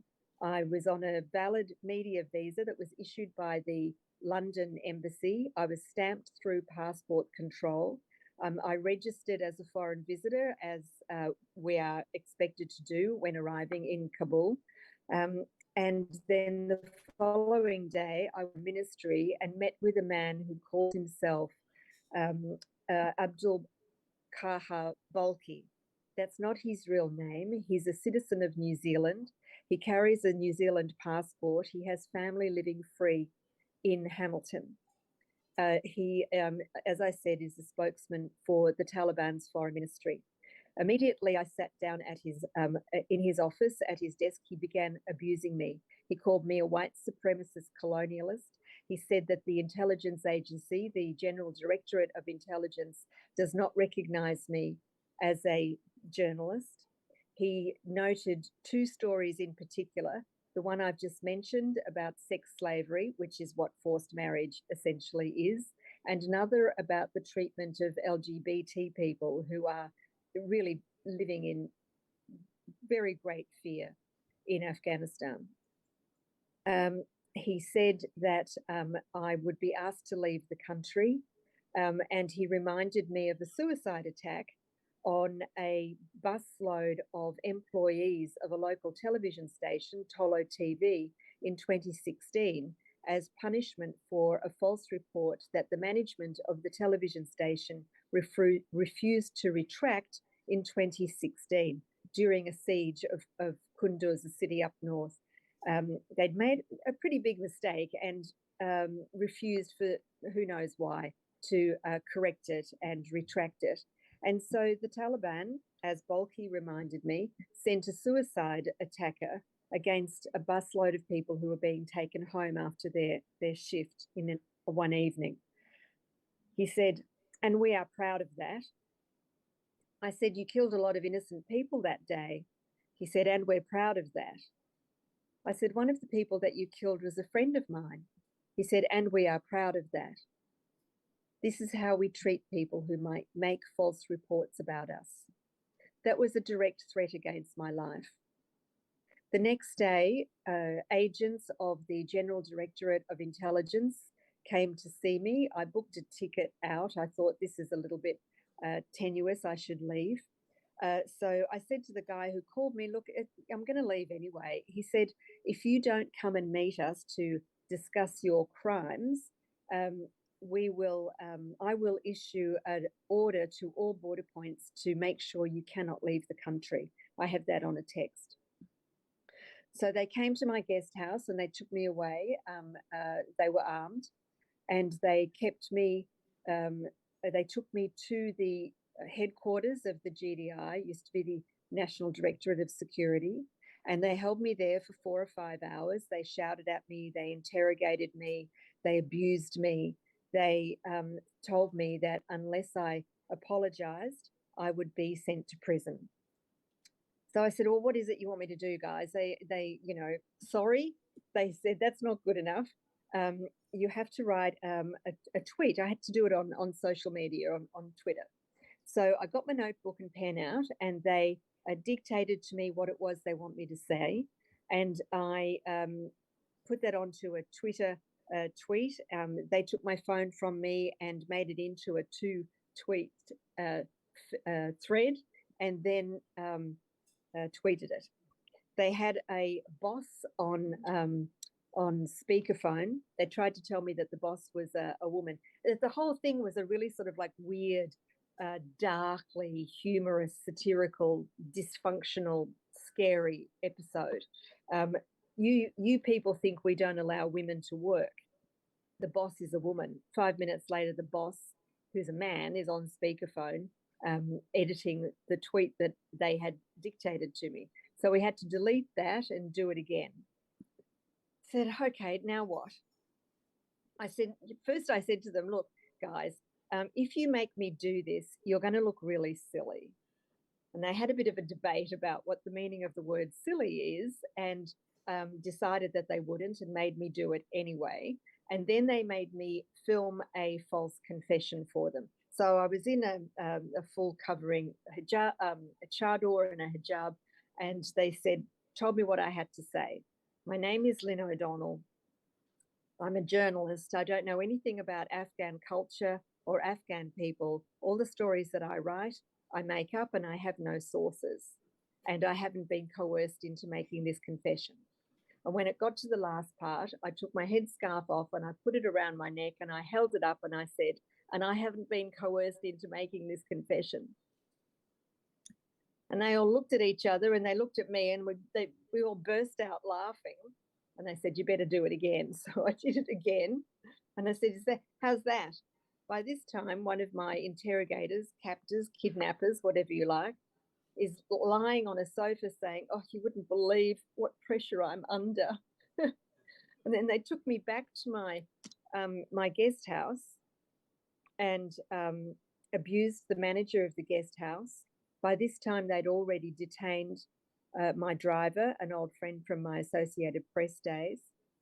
He was held for 3 days. He was tortured. He was deprived of sleep. His car and his phone were kept until maybe 4 days later when I texted Bulky and said, give him back his stuff. Whether that made any difference, I don't know. And when I left, they tweeted that I had left of my own accord and that I had made confession voluntarily, that everything I write is wrong and made up, and that I had apologized and that I had been invited to stay. The invitation to stay is true. Within 2 days, the spokesman for the Taliban overall, Zabiullah Mujahid, tweeted that I was a spy, that I had entered Afghanistan illegally, masquerading as a journalist, and that I had been captured, hunted down in hiding and captured and forced to leave the country, never to be allowed to return. None of that is true, but it did give them carte blanche to accuse anybody that I came in contact with of being a spy. A very dangerous development. So what they essentially gave me was a global platform to talk to people about just what the nature of this regime is. The only authority that the Taliban have is through violence. I didn't at any second of my captivity, detention, interrogation feel safe. It was a completely unpredictable scenario. When they said that I would go to prison, there was a very real possibility. They have a long history of holding foreigners for leverage for with foreign governments, and I have citizenship in 3 countries. Now, I've had a very good experience and huge interest, as you said. I became the story, and that's always been my horror as a professional journalist, of becoming the story. But they handed me the story on a platter, because what people don't seem to realise is that this is an insidious, violent regime with no legitimacy. And I've listened to a lot of the platitudes this evening. It's lovely to hear politicians and leaders of New South Wales say, aren't you doing great for people of Afghanistan who were hit by a disaster last year? But as I said, anyone who didn't see this coming was not paying attention. And I think that's one of the greatest tragedies, that there wasn't any preparation. There wasn't, and there hasn't been for a year, any really impactful, effective way of pushing back against the intolerant policies of the Taliban. Half the population has been imprisoned. They can't go to school. They can't go outdoors. They can't work. Why is it that Australia, which calls itself an ally of the former government, is allowing that to happen? Why is it that New Zealand has given citizenship to somebody who works actively for a group of terrorists? Now, the Taliban are not a listed terrorist organisation, but dozens of their leaders who hold cabinet and ministerial positions are listed terrorists. Ireland was the only country that stood up in the United Nations Security Council to say that the exemptions on travel bans on these listed terrorists should be lifted. There has been no concerted effort to hold them to account or make them hurt for the actions. There haven't been any consequences for their actions. And, we're here to the life of Ahmad Shah Massoud. But what I would like to see is some real effort at influencing Western. It's very, very important that somebody, that there are political ideas. Who doesn't want freedom and inclusion for all? Let's get behind what's happening with the United States, which is clearly buying the Taliban's effort to say that they are a counter-terrorism partner in combating ISK. All of that's rubbish as well. Let's get behind the other thing that I want to know is, why is the NRF cooperating, or at least talking with the Russian government? How desperate do you have to be to get money and guns? Let's have ideas. Let's have political engagement. Let's not bring all the old guys back. Let's remember that there's been a hell of a lot of revisionism in the last year. Anyone would think that Afghanistan was paradise before the 15th of August 2021. It was regularly, annually, one of the worst places in the world to be born a woman. WFP, all of these self-serving UN agencies that take 30% off the top of their public donations before they start helping people, said before August last year that 11 million people in Afghanistan were facing hunger in the coming winter. So, it wasn't a paradise on earth to start, but now it's just hell on earth. And I think maybe a little bit of policy imagination and inclusion of people who are, a majority of them are under 35 years old. Let's start including them in ideas for the future of their country. I hope that's enough.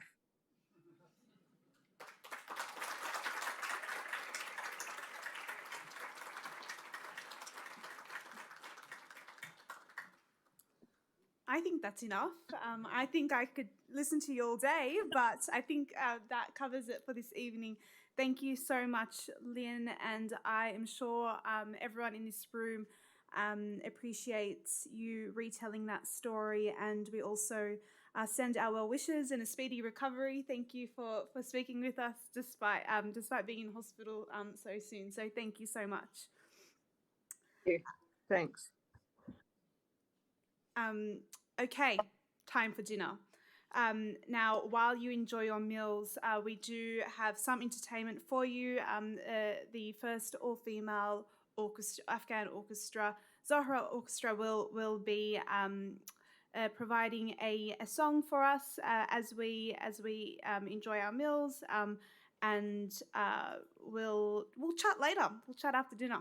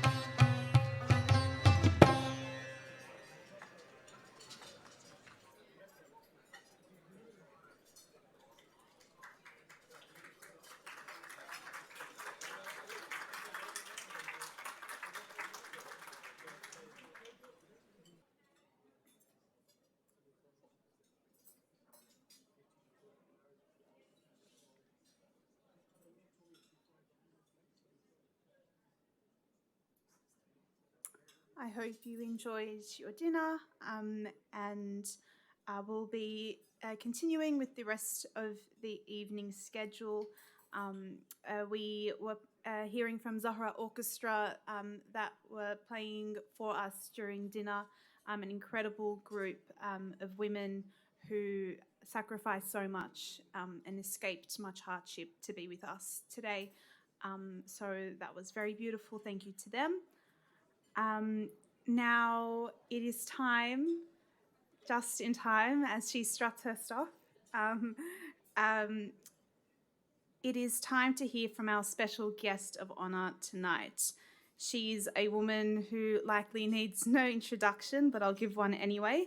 Elected as Labor Senator for Western Australia following this year's federal election, Senator Fatima Payman is the first Afghan Australian parliamentarian, as well as the first hijab-wearing politician in Australia, a true inspiration to many around the country, including myself. Please put your hands together for Senator Payman.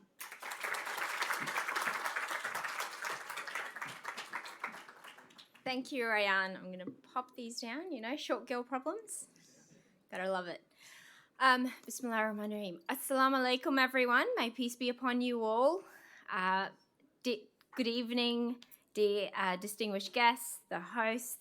It is an absolute honor to be here, to be sharing this evening, this momentous anniversary and moment in time where we celebrate a legendary hero, somebody who's been an inspiration to many, but also somebody who continues igniting that fire within us for justice, for equality, for freedom. That logo, that motto, life without freedom is nothing, is so empowering.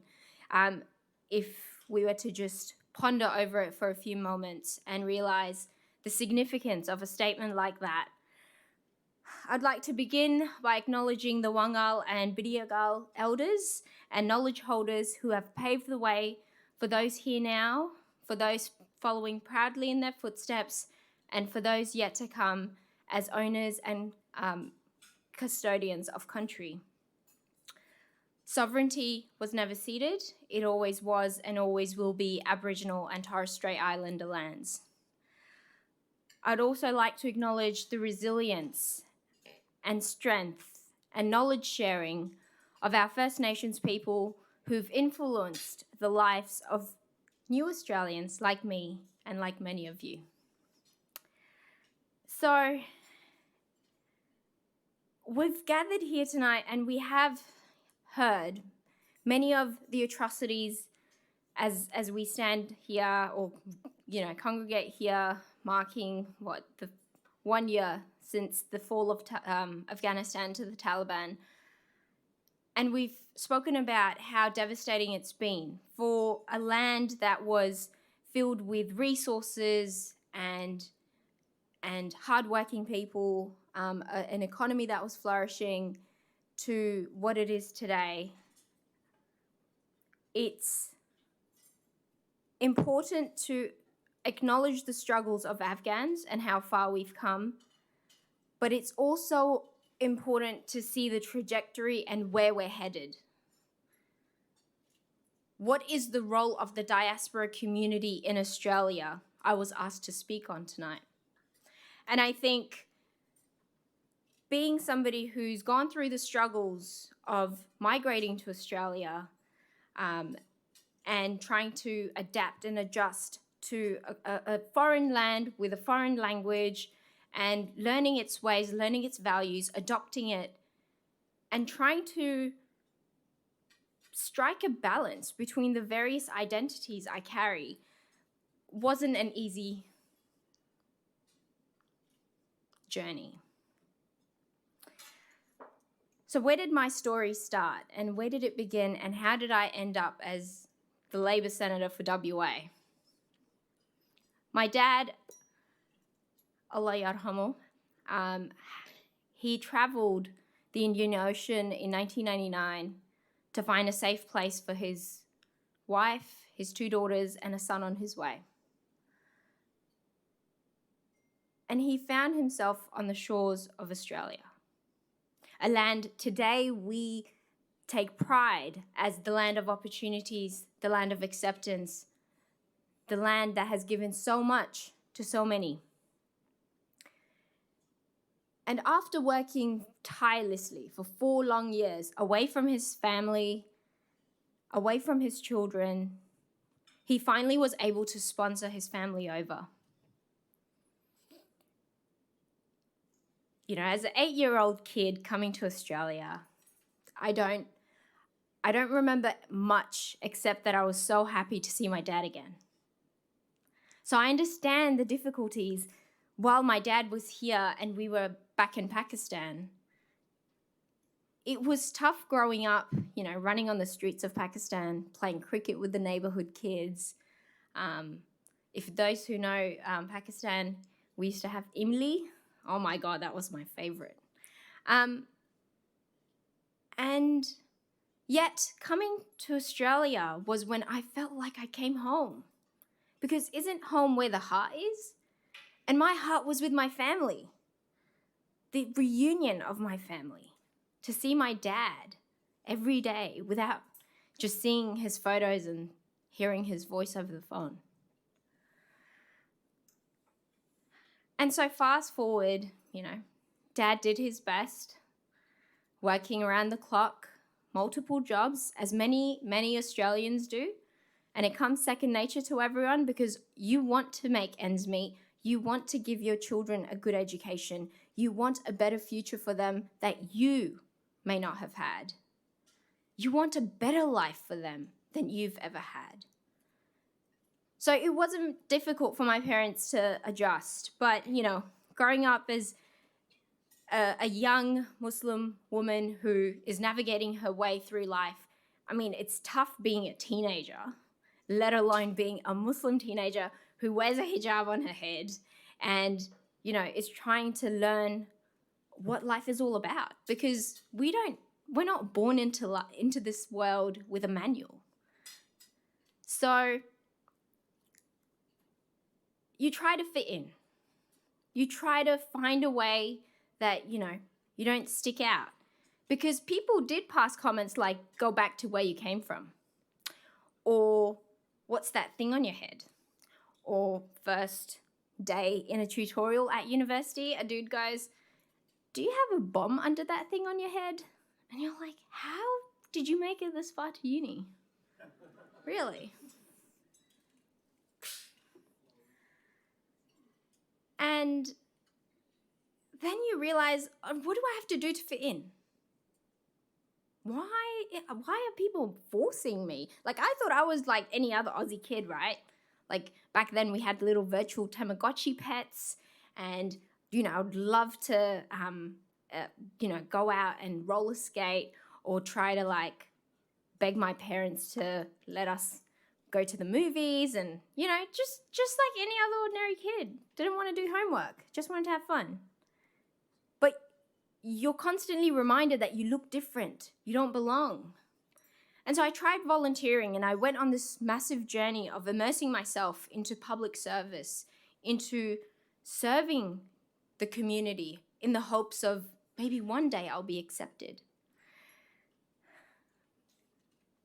And through this journey, I've learned amazing leadership skills, you know, joined WA Police Muslim advisory boards, joined the Edmund Rice Centre as a youth leader, tried to use a platform where I could engage with the youth so that I could connect with young people who may have felt out of place, who may have felt like they don't belong.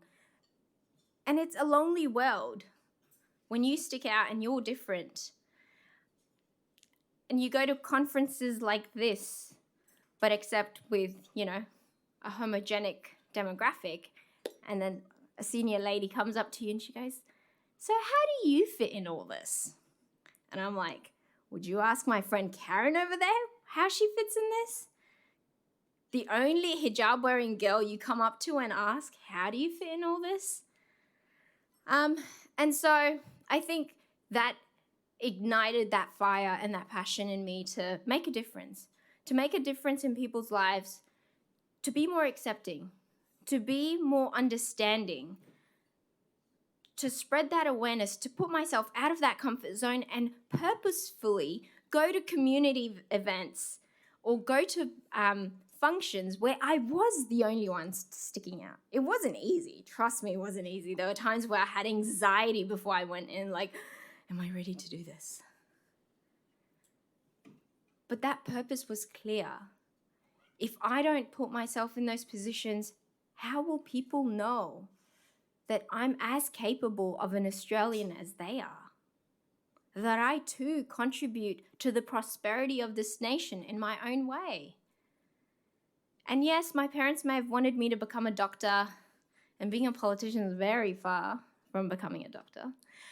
But it was my way of serving humanity. It was my way of serving our communities. And not only that, like the journalist that sensationalized my hijab as soon as I was elected, I don't want my hijab to be the only thing that defines me. I'm way more than my hijab. I'm somebody who's gone through university and did a degree in anthropology and sociology, then did a graduate diploma in pharmaceutical sciences because medicine didn't work out. My parents were like, do something in the medical field. And I was like, okay, pharmacy, please. And then that didn't work out. Like, I didn't want to pursue pharmacy. But leadership was something that kept drawing me in. And, you know, majority of us are Muslims here. And I feel like it was my calling because God has a greater plan for me. He had a greater plan for me to serve our Australian communities in the role of a senator. And I'm a daughter of a refugee. I came here with not knowing a word of English. Maybe how are you was the only thing I knew. But this is a land of opportunities if you take the opportunities. If you persevere and you don't just sit and you know, fret about the past. Yeah, Afghanistan's had it tough with decades of war. But what are we doing when we've got the opportunity here? What are we doing with our time? What are we doing with these opportunities? Are we just going to sit and woe and say, oh my goodness, all doom and gloom? Or are we really going to use the opportunities at our disposal to empower ourselves? And I'm not saying go become politicians, because I think we've got enough. No, I'm just joking. There's always room for more. But it's important to be the best in whatever field you choose to be and have that perseverance, because it's never going to be easy. And I know as Afghans, we have that crazy amount of resilience. Man, we have good resilience. Life keeps throwing rhetorical punches at us and we keep getting up because we know this life is worth living for and striving for and fighting for. Because we only get this one life. And we have a duty to make sure we live with a purpose, with a sense of duty in whatever field you are in. And I think perseverance, integrity, and that sense of honor was something my dad always reminded me of. Be proud of who you are, remember your roots, and don't let anyone, no man, intimidate you because you're greater than 10 men put together. Thank you.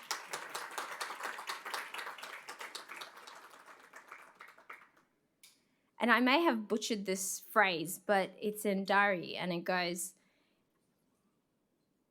نزد کوشش کوی فولاد ارزان است. You can be facing a gigantic mountain, but if you've got the courage, you can overcome any hurdle that comes your way. And if I could do it, anyone else can do it.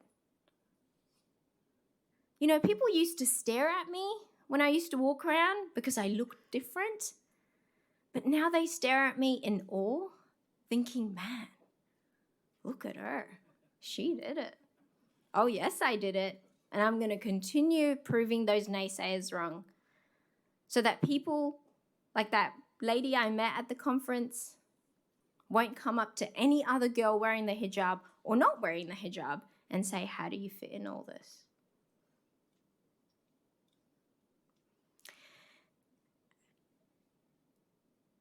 It's quite an emotional night to be in a place like this because all I can think of is, man, how far has Australia come?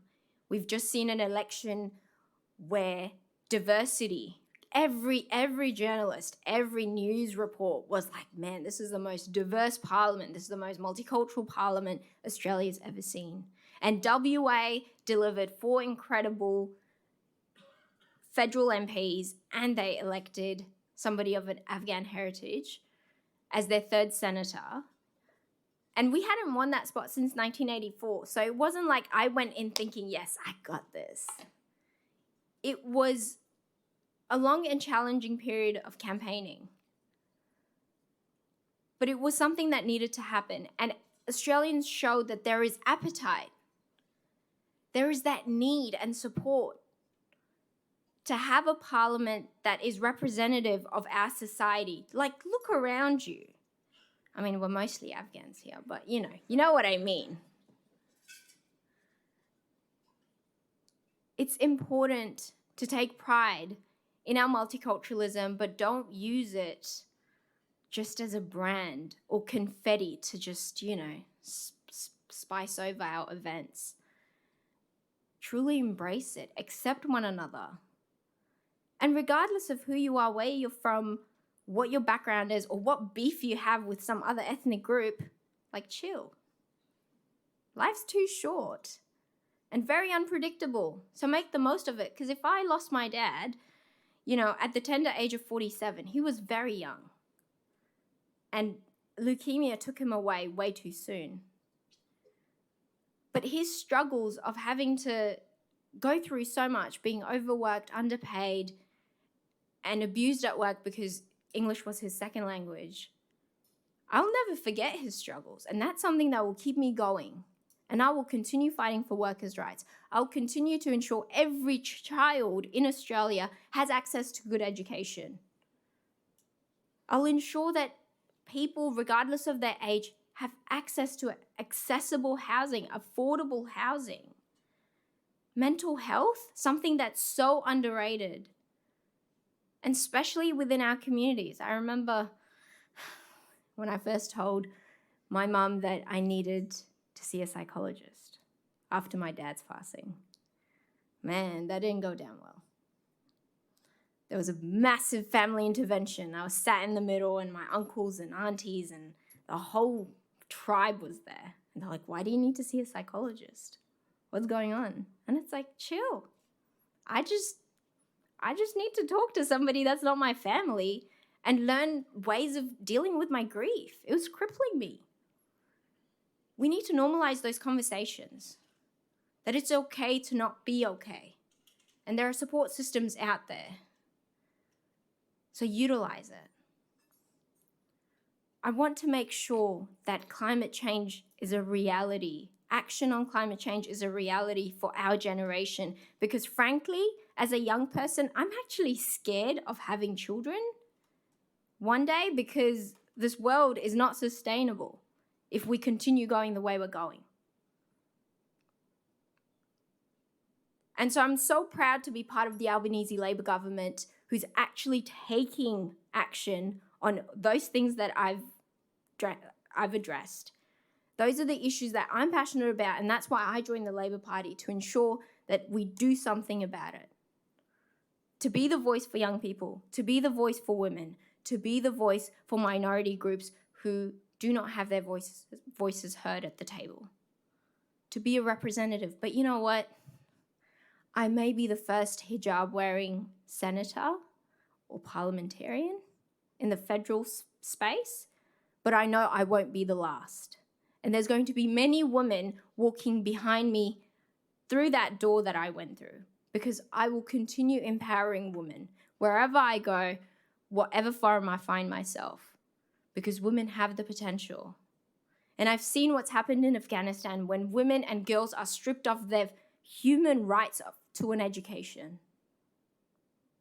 It's our women, it's our mothers that will nurture a generation to come. So why do we not want them educated and want them to prosper in the fields they choose to?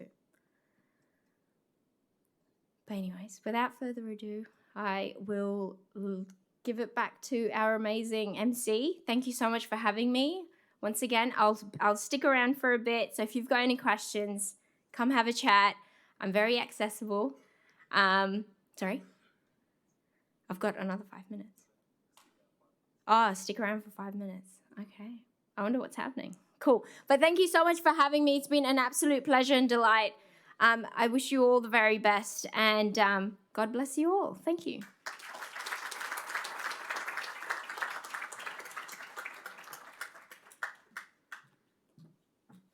Thank you, Senator. You said if you can do it, anyone can do it. But I think the more accurate term or accurate phrase is because you did it, other people like me and other Muslim women can do it. So thank you very much.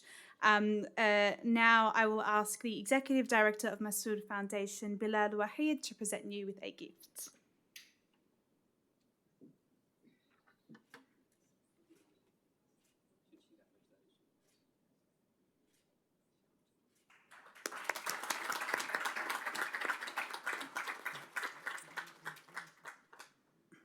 Now, before we begin our panel discussion, Massoud Foundation has created another video that gives just a brief overview of what has been a turbulent past 2 decades that has surrounded Afghanistan. I would just like to warn that this video does have some graphic content. If at any point during the video you'd like to step out of the room, please feel free to do so. Thank you.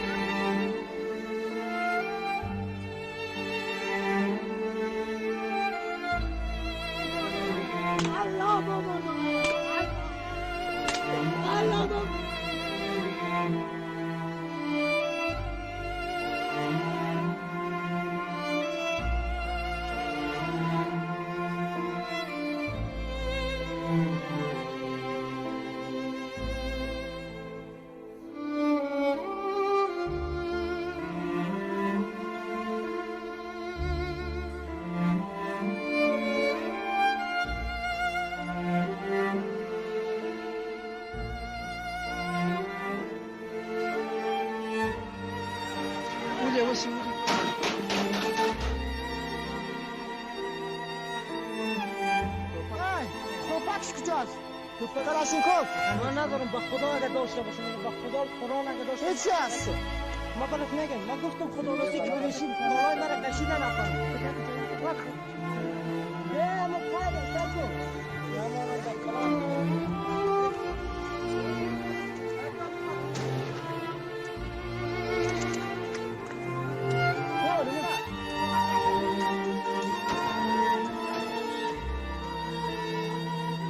آدم ملکی را این که با آتش کشیدن این گروه جامعه دیگر دشمنی از یا با خدا و رسولش از اینای مسلمان نیستن مردم هست.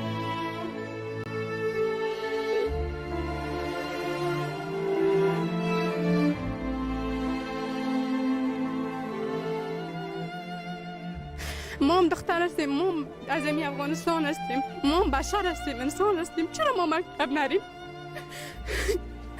قلب و خون گریه میکنه.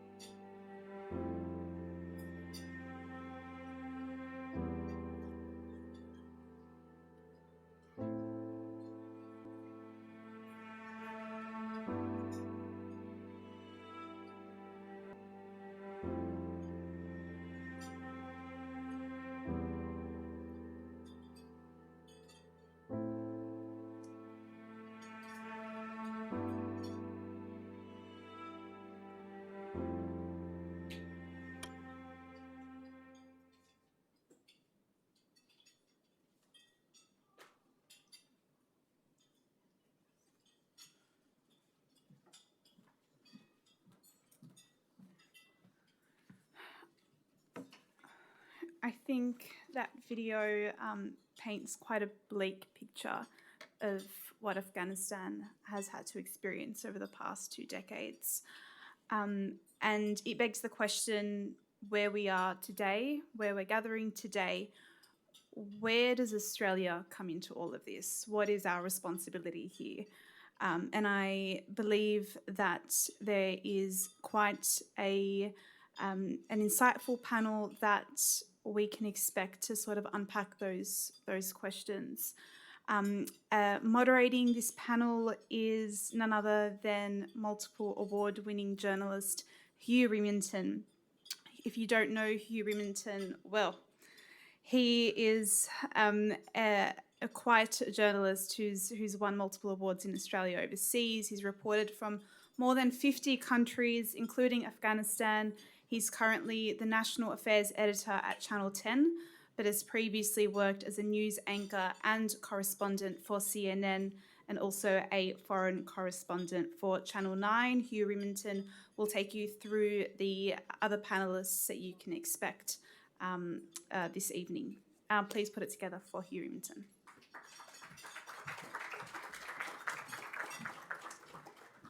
Thank you, Ryan. And I wonder if we could just give a round of applause to Senator Payman as she leaves. She has to leave early.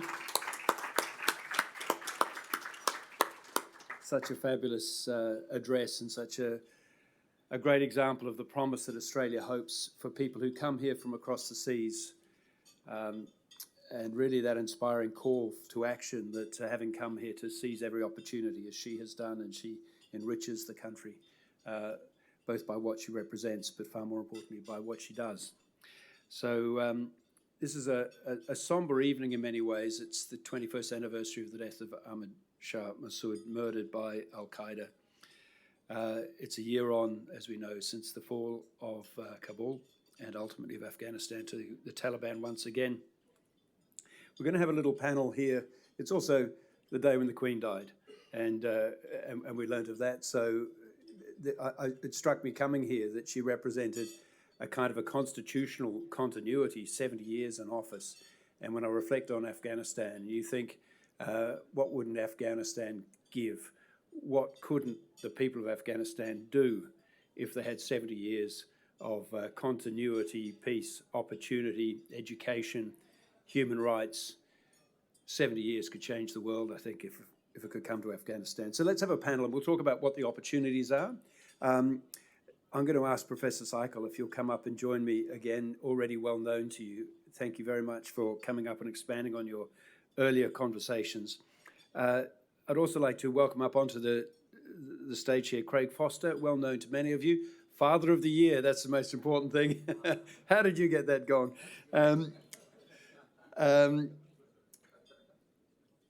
Interesting stories to tell. And also I'd like to invite along Sharia Rafi, who, like Senator Payman, came here as a child from Afghanistan, has proceeded to get a law degree and brings her own insights into both the experience here and her own insights into how people in Australia might help in the journey ahead. So please make this panel welcome.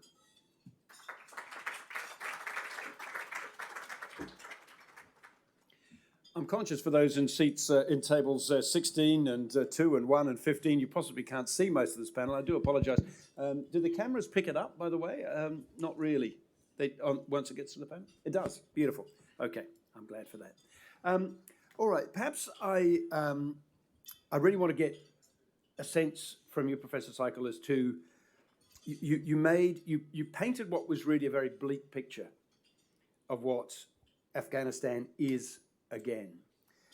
The comment was made about the resistance that still exists. We heard obviously from Ahmad Massoud. Give us a realistic assessment, if you can, for what are the prospects for an actual effective resistance against the Taliban such that it might create lasting change.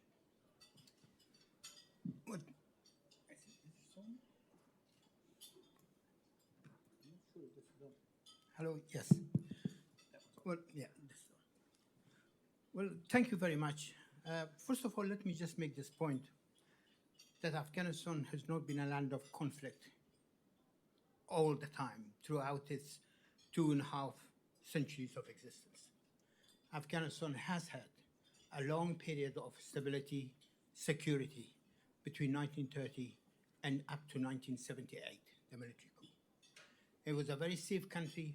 It was very easy for people to travel from one end to the other end of the country and cycle around the country without any major difficulties.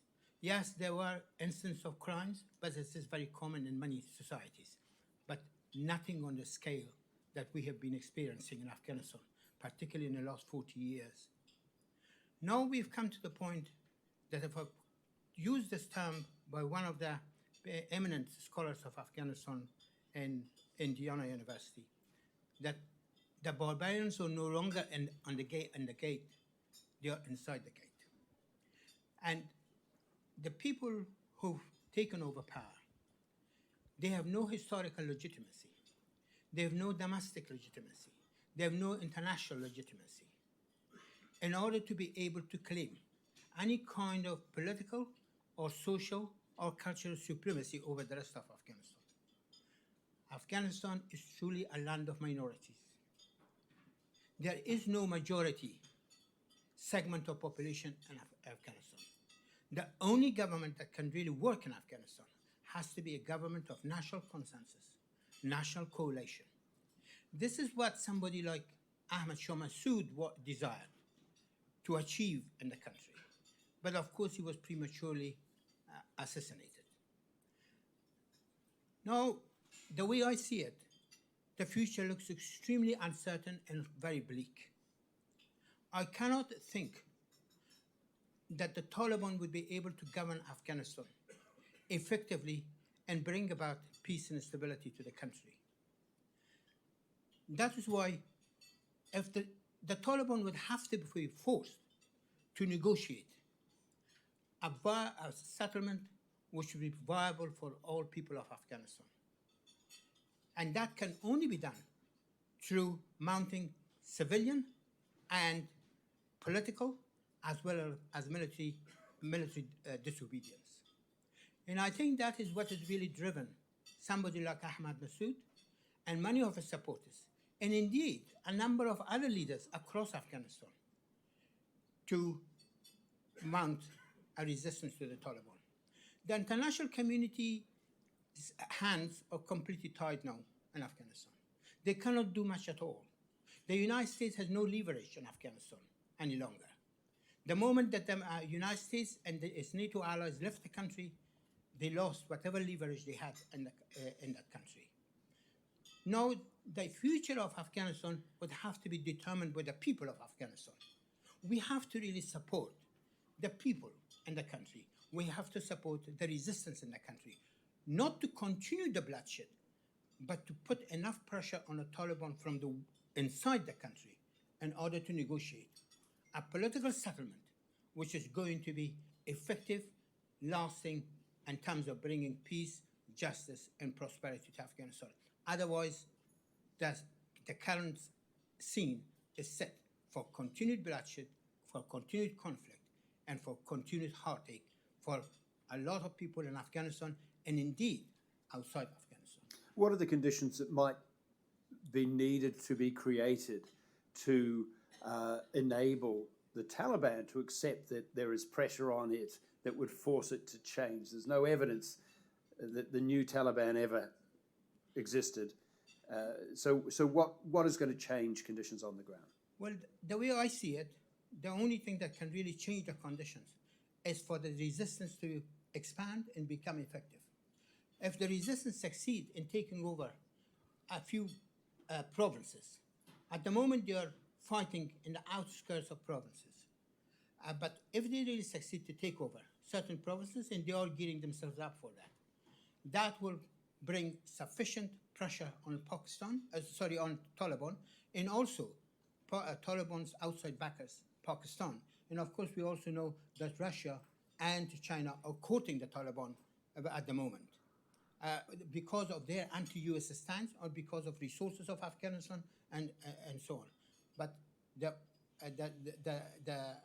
factor that can really force the Taliban to finally negotiate and indeed put pressure on their main backer, which is Pakistan, or more specifically Pakistan Military Intelligence, ISI, to see that there is going to be no benefit to them if they continue the current situation, and therefore they will have to opt for a political settlement. Okay, thank you, Professor Seipel. Shari, if I can ask you, in a sense, to move it from that big picture down to a more personal picture, what was your reaction to what you've seen happen in Afghanistan over the last year? What are the stories that you've heard? What's your sense of the real lived experience on the ground? Thank you so much. I guess watching the video and listening to all the speakers is really emotionally draining for me. And I want to draw perhaps a perspective from, as an insider, as a new Australian, a fairly new Australian. I came like 14 years ago, and I consider myself as a production of Australia's contribution during the 9/11 or War on Terror era.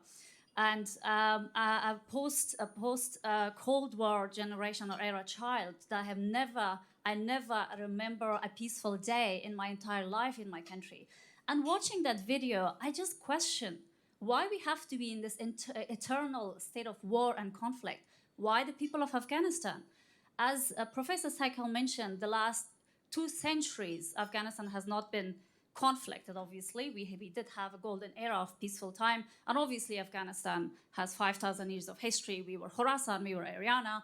We were not just Afghanistan.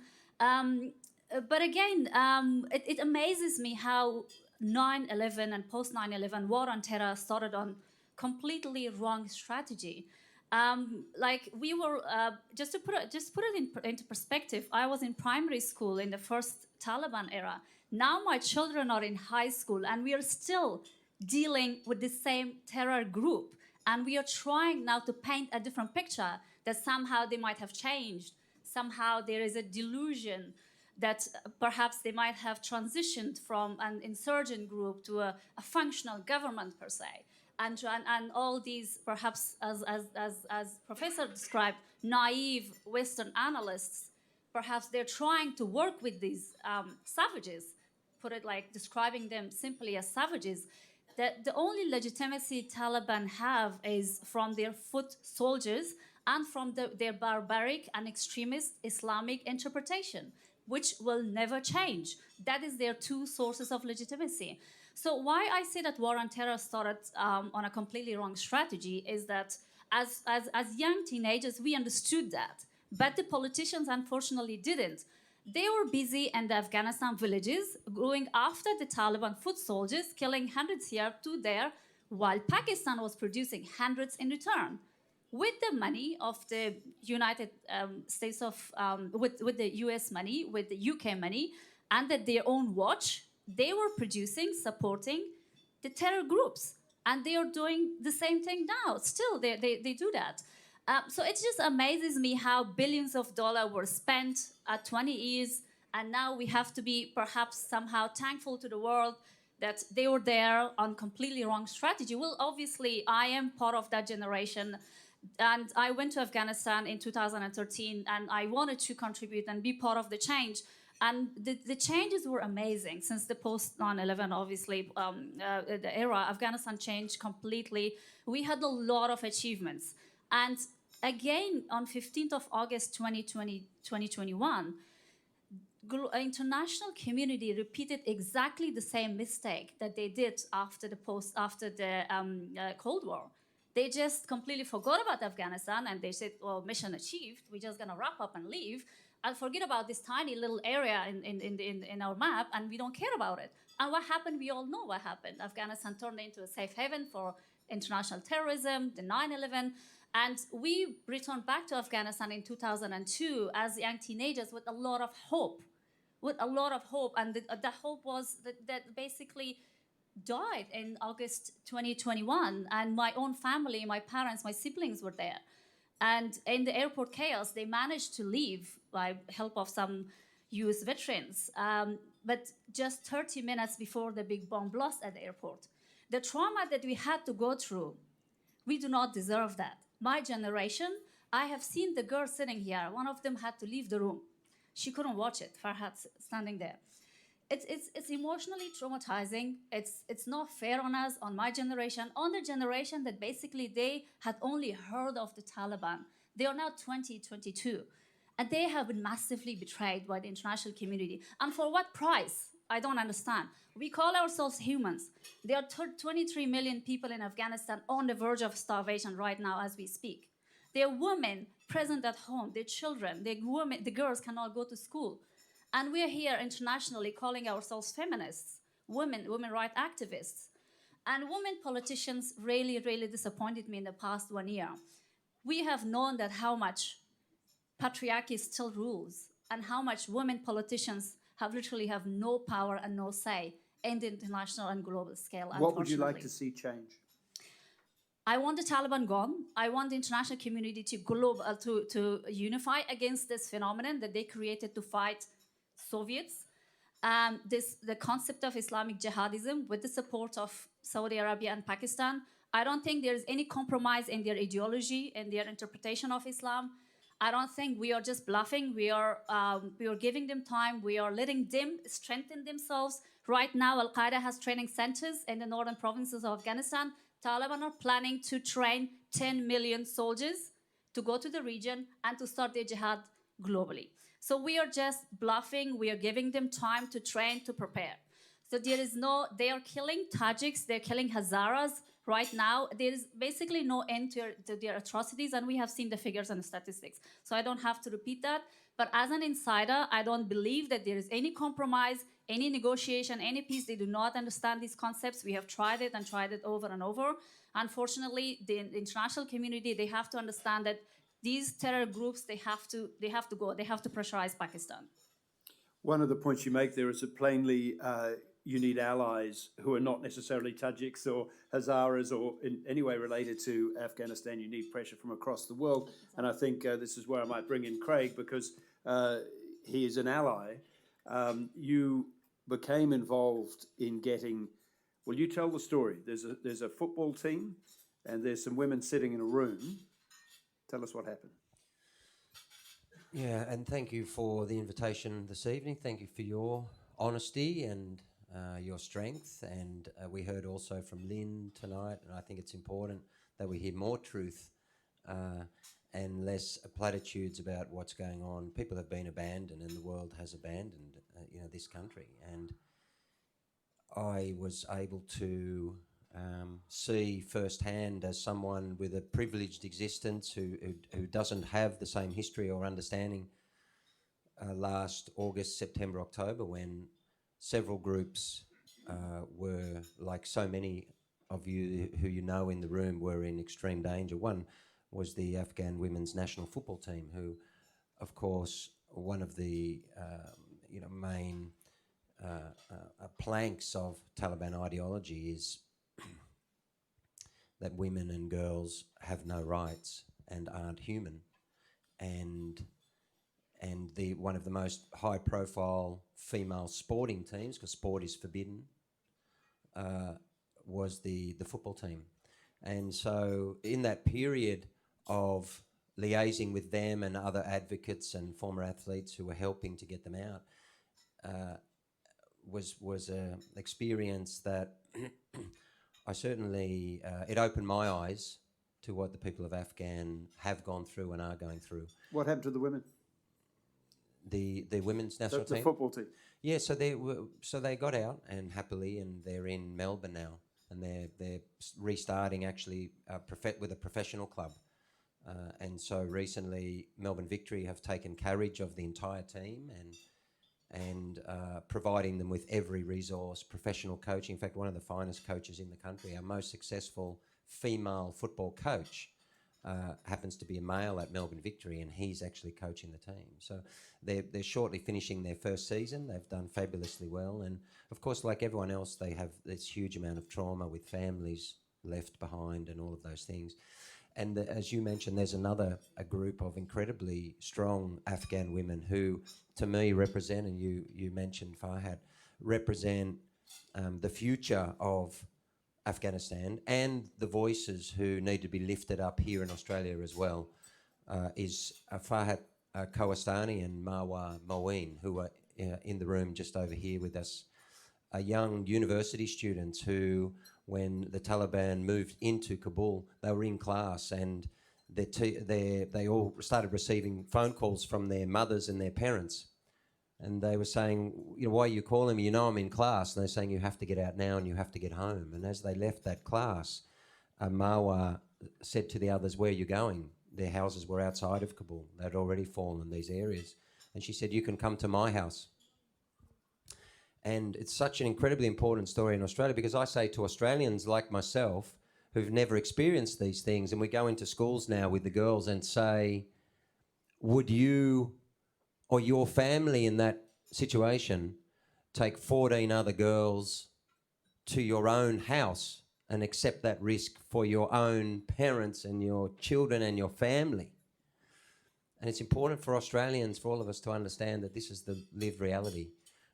And they hid in a room, 15 of them, when the Taliban were going up and down the street, and they'd taken Kabul, and they were shooting their guns in celebration and exultation. And of course, you'd heard from Lynn earlier, one of the bounties that they expected was the young girls for forced marriage or sexual slavery. And so these 15 young girls were at risk of being taken. In fact, the Taliban were knocking on their door, on their house, saying, we've heard that there are some girls here. And the father of Marwa said, no, there's no one here. I don't have a daughter. And anyway, they come back the next day and took the father for interrogation. And a wonderful group of people led and started by Tamkin Hakim and this wonderful group you heard about earlier this morning, Addison Road Community Centre, mobilised. And I walked into an office one day and they had all of the applications on the ground, and we were helping the Afghan national team at the time and working with the various ministers. And I said, well, what are you doing? And they told me the story. And we said, well, we have to do what we can to get them out. These 15 girls had made a pact, and this is the part that I think really should hurt every Australian and everyone around the world about where Afghanistan is at now. They made a pact that if the Taliban got in the house, they were going to take their lives. And they're not dissimilar to age to my two daughters. And, you know, that the reality of what people are placed in, you know, really hit home. And so a community mobilised, and as importantly, and so now all the kids are here and they're doing extremely well. Farhad is redoing her Year 11 at Barker College on full scholarship, doing amazingly well, and Mo and others are now employed and training. But they want to tell their story. And like you and Senator Payman, they want Australia to know, and they want the world to know how strong they are, how proud they are, and how much we've let them down. And so, yeah. And because of that, there was a film made about them. It's called Die or Die Trying, the decision they made. Should we stay here and die, or should we die trying to get to the border? And that film is available. You can find it on YouTube, and it's incredibly powerful because it's a first-person account from these young women telling the world, you made these expectations, you promised these things to us, and you left us in this situation. And by the way, we've had to flee, and whilst we are, of course, thankful to Australia, we are Afghan, and we shouldn't have to flee. We should be at home. We have a right to finish our university degree. We have a right to be with our families. And we don't want to be known as refugees. We want to be known as proud Afghan women. And that's what we want for them. Indeed.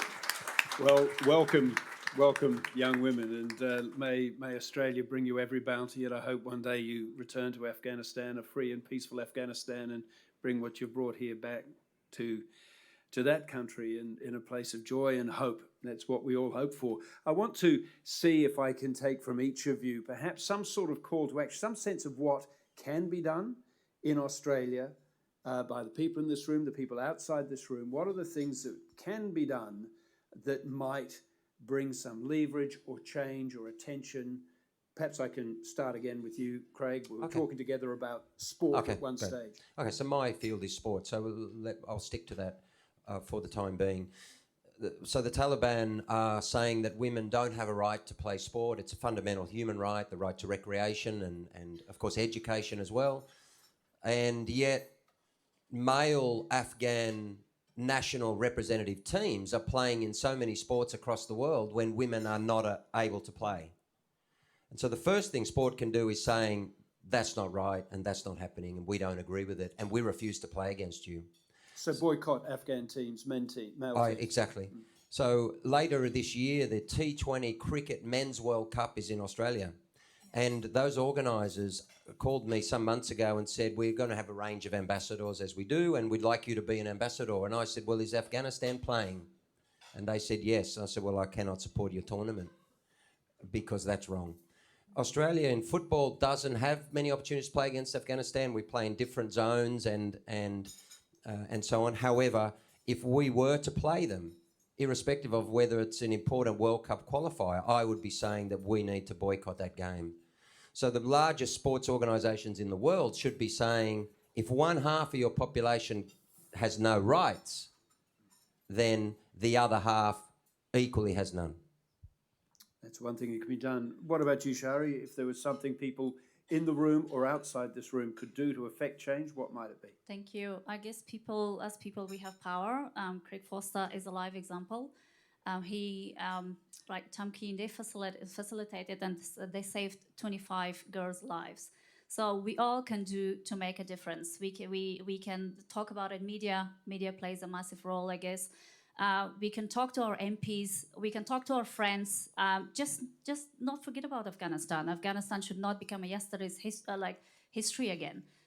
We have to keep the story alive and fundraisers, donations. There are a lot of people who initiate fundraisers, just help them, discuss with your communities, I guess, and pressurize your MPs to do something, to take tangible actions. Not to forget about Afghanistan. Thank you. I should say, by the way, that Mahbooba Rawi, who was supposed to be with us here tonight, cannot be here because she's gone to the airport to welcome another flight of people coming in from Afghanistan. And I think that although she's not here and she won't hear our applause, could you please just acknowledge Mahbooba Rawi and her organisation, Mahbooba's Promise? She is an amazing woman. Armin, if I could finish it off with you. You have such a deep political understanding, a global political understanding of in geopolitical senses, what might be possible and what isn't. And often it's bleak. But what could be done in this room or outside it, within Australia, that might make a difference, shift the wheel a little bit more towards justice? Well, I think in this room, there is a lot that can be done in terms of humanitarian assistance to Afghanistan, not through the Taliban government, but through the international dispassionate agencies. But the second thing I think outside this room can be done is that the Australian government become more engaged with the opposition in Afghanistan and provide and coordinate international support for the opposition in the country. This is, I think, the first time in the modern history, or probably in the history as a whole, that an erstwhile terrorist group has come to power, but highly equipped with modern military warfare means. The Taliban have inherited $8 billion worth of light and sophisticated arms. This is the first time that the erstwhile terrorist group has an air force. This is incredibly dangerous, not just for Afghanistan, but it's dangerous for humanity and dangerous for the whole world. This is something that has to be addressed at the highest level of the international community, and Australia would have to really play its role in that respect. I do not, throughout my study and being an academic for 38 years, have ever come across of a group which has been designated as a terrorist group, as the supporters of a terrorist group, is inherited such a rich military machine. And this military machine is now used not only against the Afghan people or the people of Afghanistan, but also tomorrow could really threaten many other parts of the country. Do you fear what Shari said, that the Taliban is planning a multi-million personnel terrorist army to export, again, terror to the region and to the world? I think they are posing a serious threat to the countries which are not really friendly to them. And of course, it includes some of the Central Asian republics, and particularly Tajikistan, where the opposition now has a headquarters. But also it poses a serious threat to the Islamic Republic of Iran. Let's not forget that something like 15 to 20% of the population of Afghanistan are followers of Shia Islam. And the Iranians at the moment are terribly concerned about how the Shia segment of the population, which has come under enormous brutality of the Taliban, can be really protected. So I think one of the things that Taliban has done, and I think that should be a source of serious concern for everyone in the world, and that is that they have organized a suicide regiment. This is again the first time that an established government, or a government that claims to be established, to be in power, that has actually set up a suicide regiment, and they have enlisted 10,000 fighters in that regiment. This is unheard of. I'm absolutely stunned that the international community is sitting back and watching all this, and the United States is satisfied by saying that, well, at least the Taliban are fighting the ISK, the Islamic State of Khorasan. The Islamic State of Khorasan is not the issue. It's the Taliban that the issue. They are the ones that Afghanistan was handed to them on a plate. And they're the ones who've inherited that everything the United States and the Allies had invested in Afghanistan in terms of blood and money over 2 decades. They are the ones that have been in a position that have reversed most of the reforms that have been achieved in Afghanistan in terms of freedom of expression, in freedom of thought, in terms of media, in terms of education, in terms of health services, and so on. They've all been crumbling. And yet, this is also the group which has inherited the very military machine that they're now really using against innocent people, against discriminating against the others, and refusing to participate in any form of political development which could be inclusive and could really observe human rights in general and women's in particular. I mean, they're not really doing that. And that's why I'm really going to come back to my point, to the original point that I made. I don't see any other way, apart from pressure building up from within Afghanistan and on the Taliban, to the point that the Taliban and their supporters can realize that there is no way that they can really govern Afghanistan in the medium to long run. And they will have to either negotiate themselves out or become part of a national government which has domestic legitimacy and international recognition. So otherwise, I can just see this conflict going on. And who's suffering most is the people of Afghanistan. Not just the Panjshiris, not just the Shias, not the Hazaras, but even there are many Pashtuns. I mean, the Taliban come from a particular Pashtun tribe, Ghalzai tribe. And this particular tribe tried to impose its supremacy over the others. There are also many Pashtuns who are totally dissatisfied with the Taliban. They would also like to achieve the same degree of freedom and security as the rest of people of Afghanistan.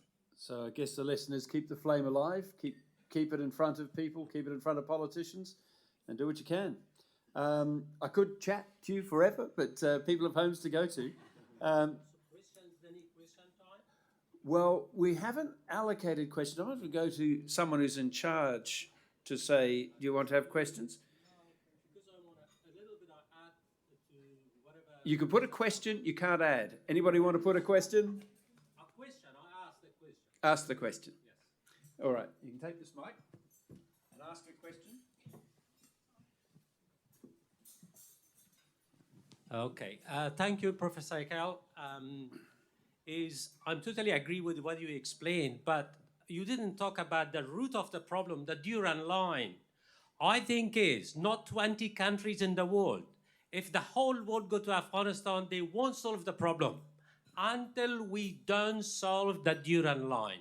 Because this line is the conflict since I was a child, a 6-year-old child. This is the problem. Your question? Yes, this is the one. I think my question is, without, what do you think about this Durand line in Pashtun, this side and that side? The whole life they're fighting in the creation of the Taliban is part of this struggle. I call two different Talibans exist. One is with it this way, and the other one that way you see in Afghanistan. I know hundreds of Taliban I'm going to go. everywhere all around the world. I'm going to go to the question. We'll allow the question and the answer. I want to ask, Professor. Is there any solution to the Durand line? Well, Afghanistan at the moment is facing so many problems. I do understand your point on the Durand line. And of course, several attempts have been made for a resolution of Durand line. And one of the things the Durand line has done as the divided Afghan families and tribes on the two sides of the borders. There is something like about 42 million Pashtuns in Pakistan, in the Northwest Frontier Province and part of Baluchistan Province. And of course, I mean, they have also got ethnic kindreds on the Afghan side of the border. And there's something like about 14 to 15 million Pashtuns, or possibly a bit more.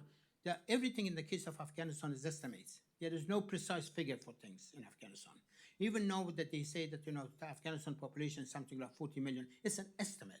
It could be 37 million, it could be 38 million. No census has been taken in Afghanistan over a long period of time, so we really don't know that. So the question of, yes, divided line is important in terms of dividing and also giving a hand to the Pakistan continuously to put pressure on Afghanistan. But this issue, this is not the time to resolve this issue. What is really important is how we can address these atrocities and the reign of terror that the Taliban have brought upon the people of Afghanistan. This is first. Once this is resolved, then I think this a resolution of the dividend line as a secondary point, which has to be really taken up. But this is not the right time for it. Look, I'm not going to allow more questions, and the risk of it becoming a seminar for the evening, and I do apologise because I know that there is a timetable that I'm going to try to stay to, but we could talk all night and hear these views. But if you'd please thank Craig Foster, Shari Rafi, and Professor Ahmad Saikal. And I'll throw it back to Ryan.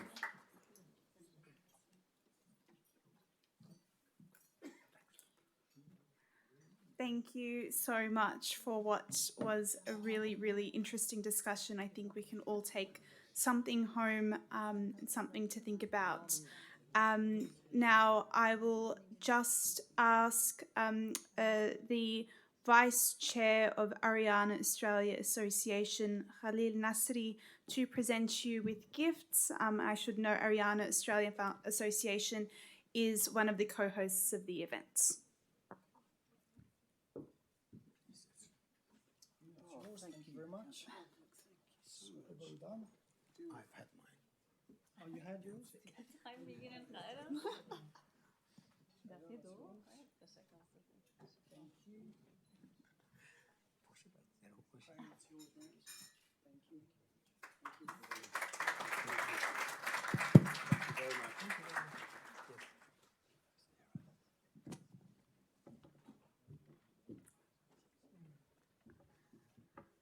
Almost done.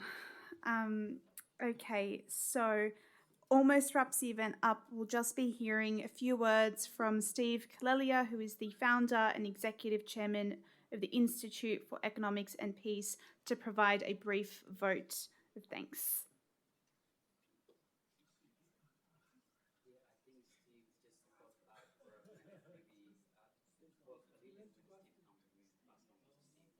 Sure. While we wait for Steve, I will just pass the mic on over to Khalil Nasri to provide some closing remarks.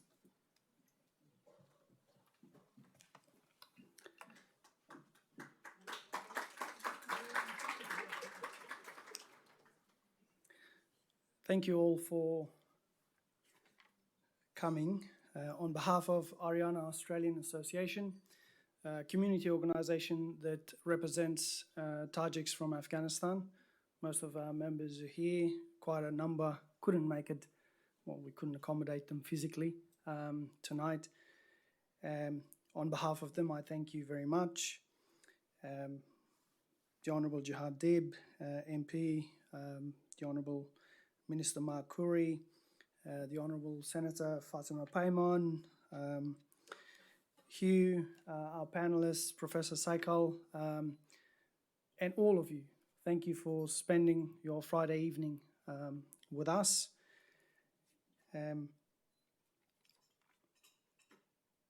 Commemorating the 21st anniversary of the martyrdom of Ahmad Shah Massoud, and all the men and women who have lost their lives in Afghanistan, including 41 Australian soldiers.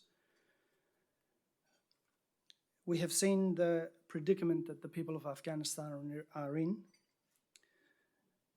and we hope and pray that the terrorist yoke of tyranny will once again be defeated by the resistance of the people of Afghanistan. And gatherings like this it's part of that resistance, as Ahmad Massoud alluded to.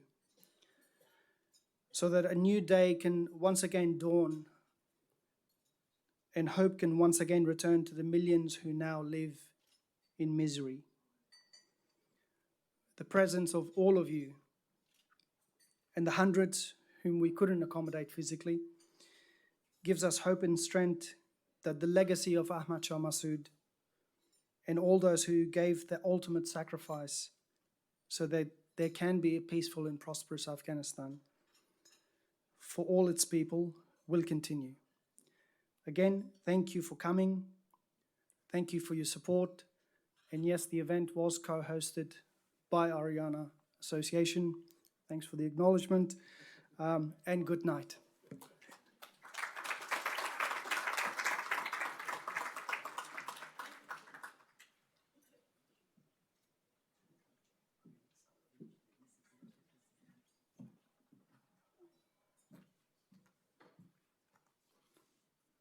Steve back? Steve's back, excellent. Okay, we're just going to rewind and we'll have Steve Kalelia again, the founder and executive chairman of the Institute for Economics and Peace, to provide a vote of thanks. Thank you.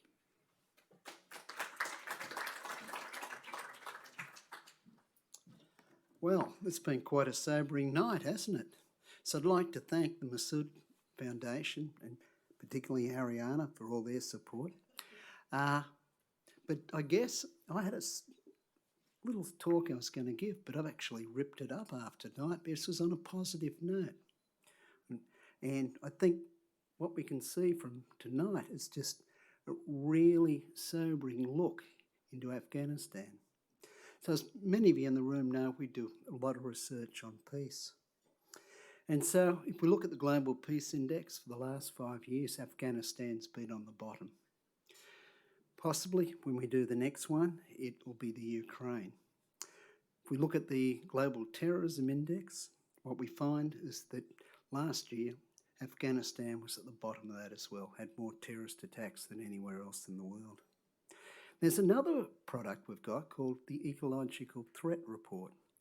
And this is something probably most of you don't know. What we do is we look at the ecological threats around the world. And when you look at Afghanistan, it has more threats than any other country in the world. And so there's this cycle, and it's quite phenomenal, related between resource degradation and conflict. So if you went to 89% of the countries in conflict today, they suffer from what we call catastrophic ecological degradation. And so if we look at what creates peace, you can really map it out really quite clearly. And that's what we call positive peace. But if you look at Afghanistan, you can see during the Karzai years, all those kind of things which create peace were squandered. And I think as we look forward, the cycle and the wheel will just keep turning unless we learn lessons which need to be learned. And this is about, if you're going to create a state, you have to create it with the right structures. If you look at Brown's University study, the war in Afghanistan cost the US $2.3 trillion. That's the equivalent of 100 times the per capita income of every Afghan. And so there must be better ways of being able to look forward to try and get solutions. I think what you'll see in the future is groups are going to be funded within Afghanistan to keep the Taliban weak and fighting internally so that they don't take the opportunity to large-scale jihadists globally. But anyway, I think, I'm not going to keep going, but I think this is a very, very sobering evening. And I think the real thing we all want to take away is that we don't create that wheel which just turns again for another generation. Okay, right, well that, I think Rian Tama, great MC. I really, really enjoyed it. Obviously, Bial has been the host tonight along with Adriana. And look, I think putting this on has been great. Obviously, a lot of political support. I'd like to thank the three politicians who have been speaking tonight. They're not here, so I won't actually go through each of their names. Professor Ahmad, I think everyone felt you were the highlight of the night with your deep knowledge and great understanding. As for Hugh Remington, well, what can we say about Hugh? He's such a polished interviewer, isn't he? I'd hate to be on the other side of the table when he was giving me a grilling, that's for sure. And Craig, great. We're all soccer fans. Mine's Barcelona, mate. Mahuba, thank you. I think your insights coming from inside Afghanistan, I think were really, really excellent. Obviously, the Sahara Orchestra did a great job. And Lynn O'Donnell, obviously not here, but that was just really moving. So anyway, I think we're about an hour late, but I think we're all enjoying being an hour late. Or maybe we're not enjoying being an hour late. I'm on a plane actually early tomorrow morning, flying up to Nepal, then down to India. But it's been great being here. And look, great night. And I hope everyone's walking away and feels a little bit happier than a lot of the information we're being given tonight. Okay, bye.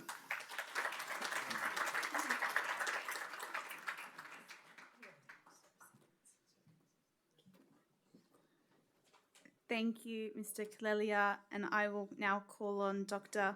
Sayed Asif Haydari to present you with a gift of thanks.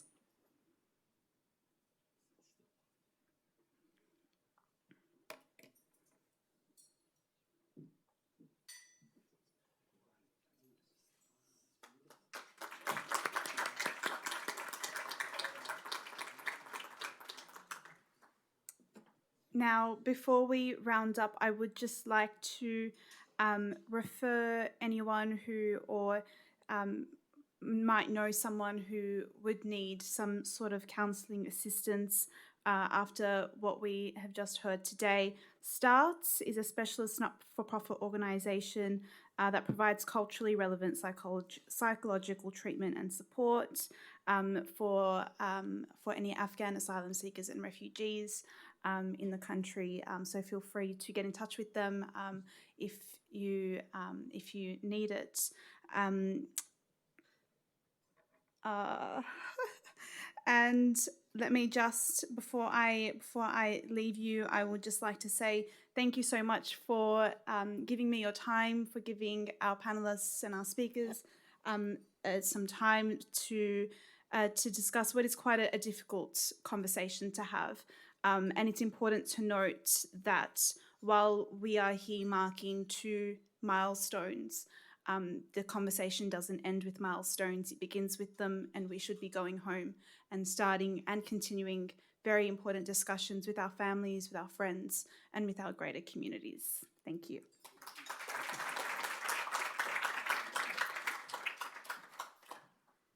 Now she has to stay.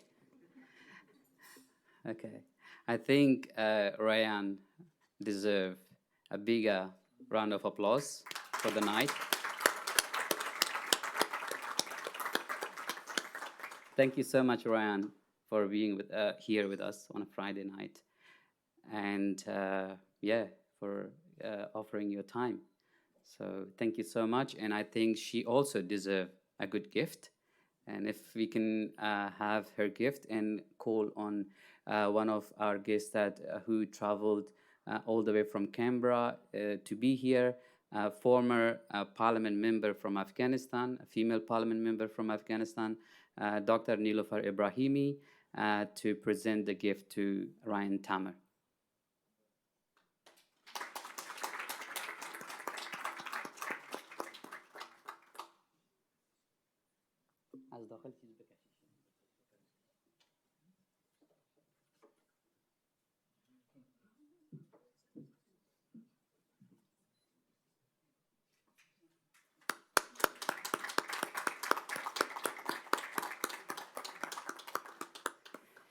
Thank you so much, everyone, and have a great night. Thank you.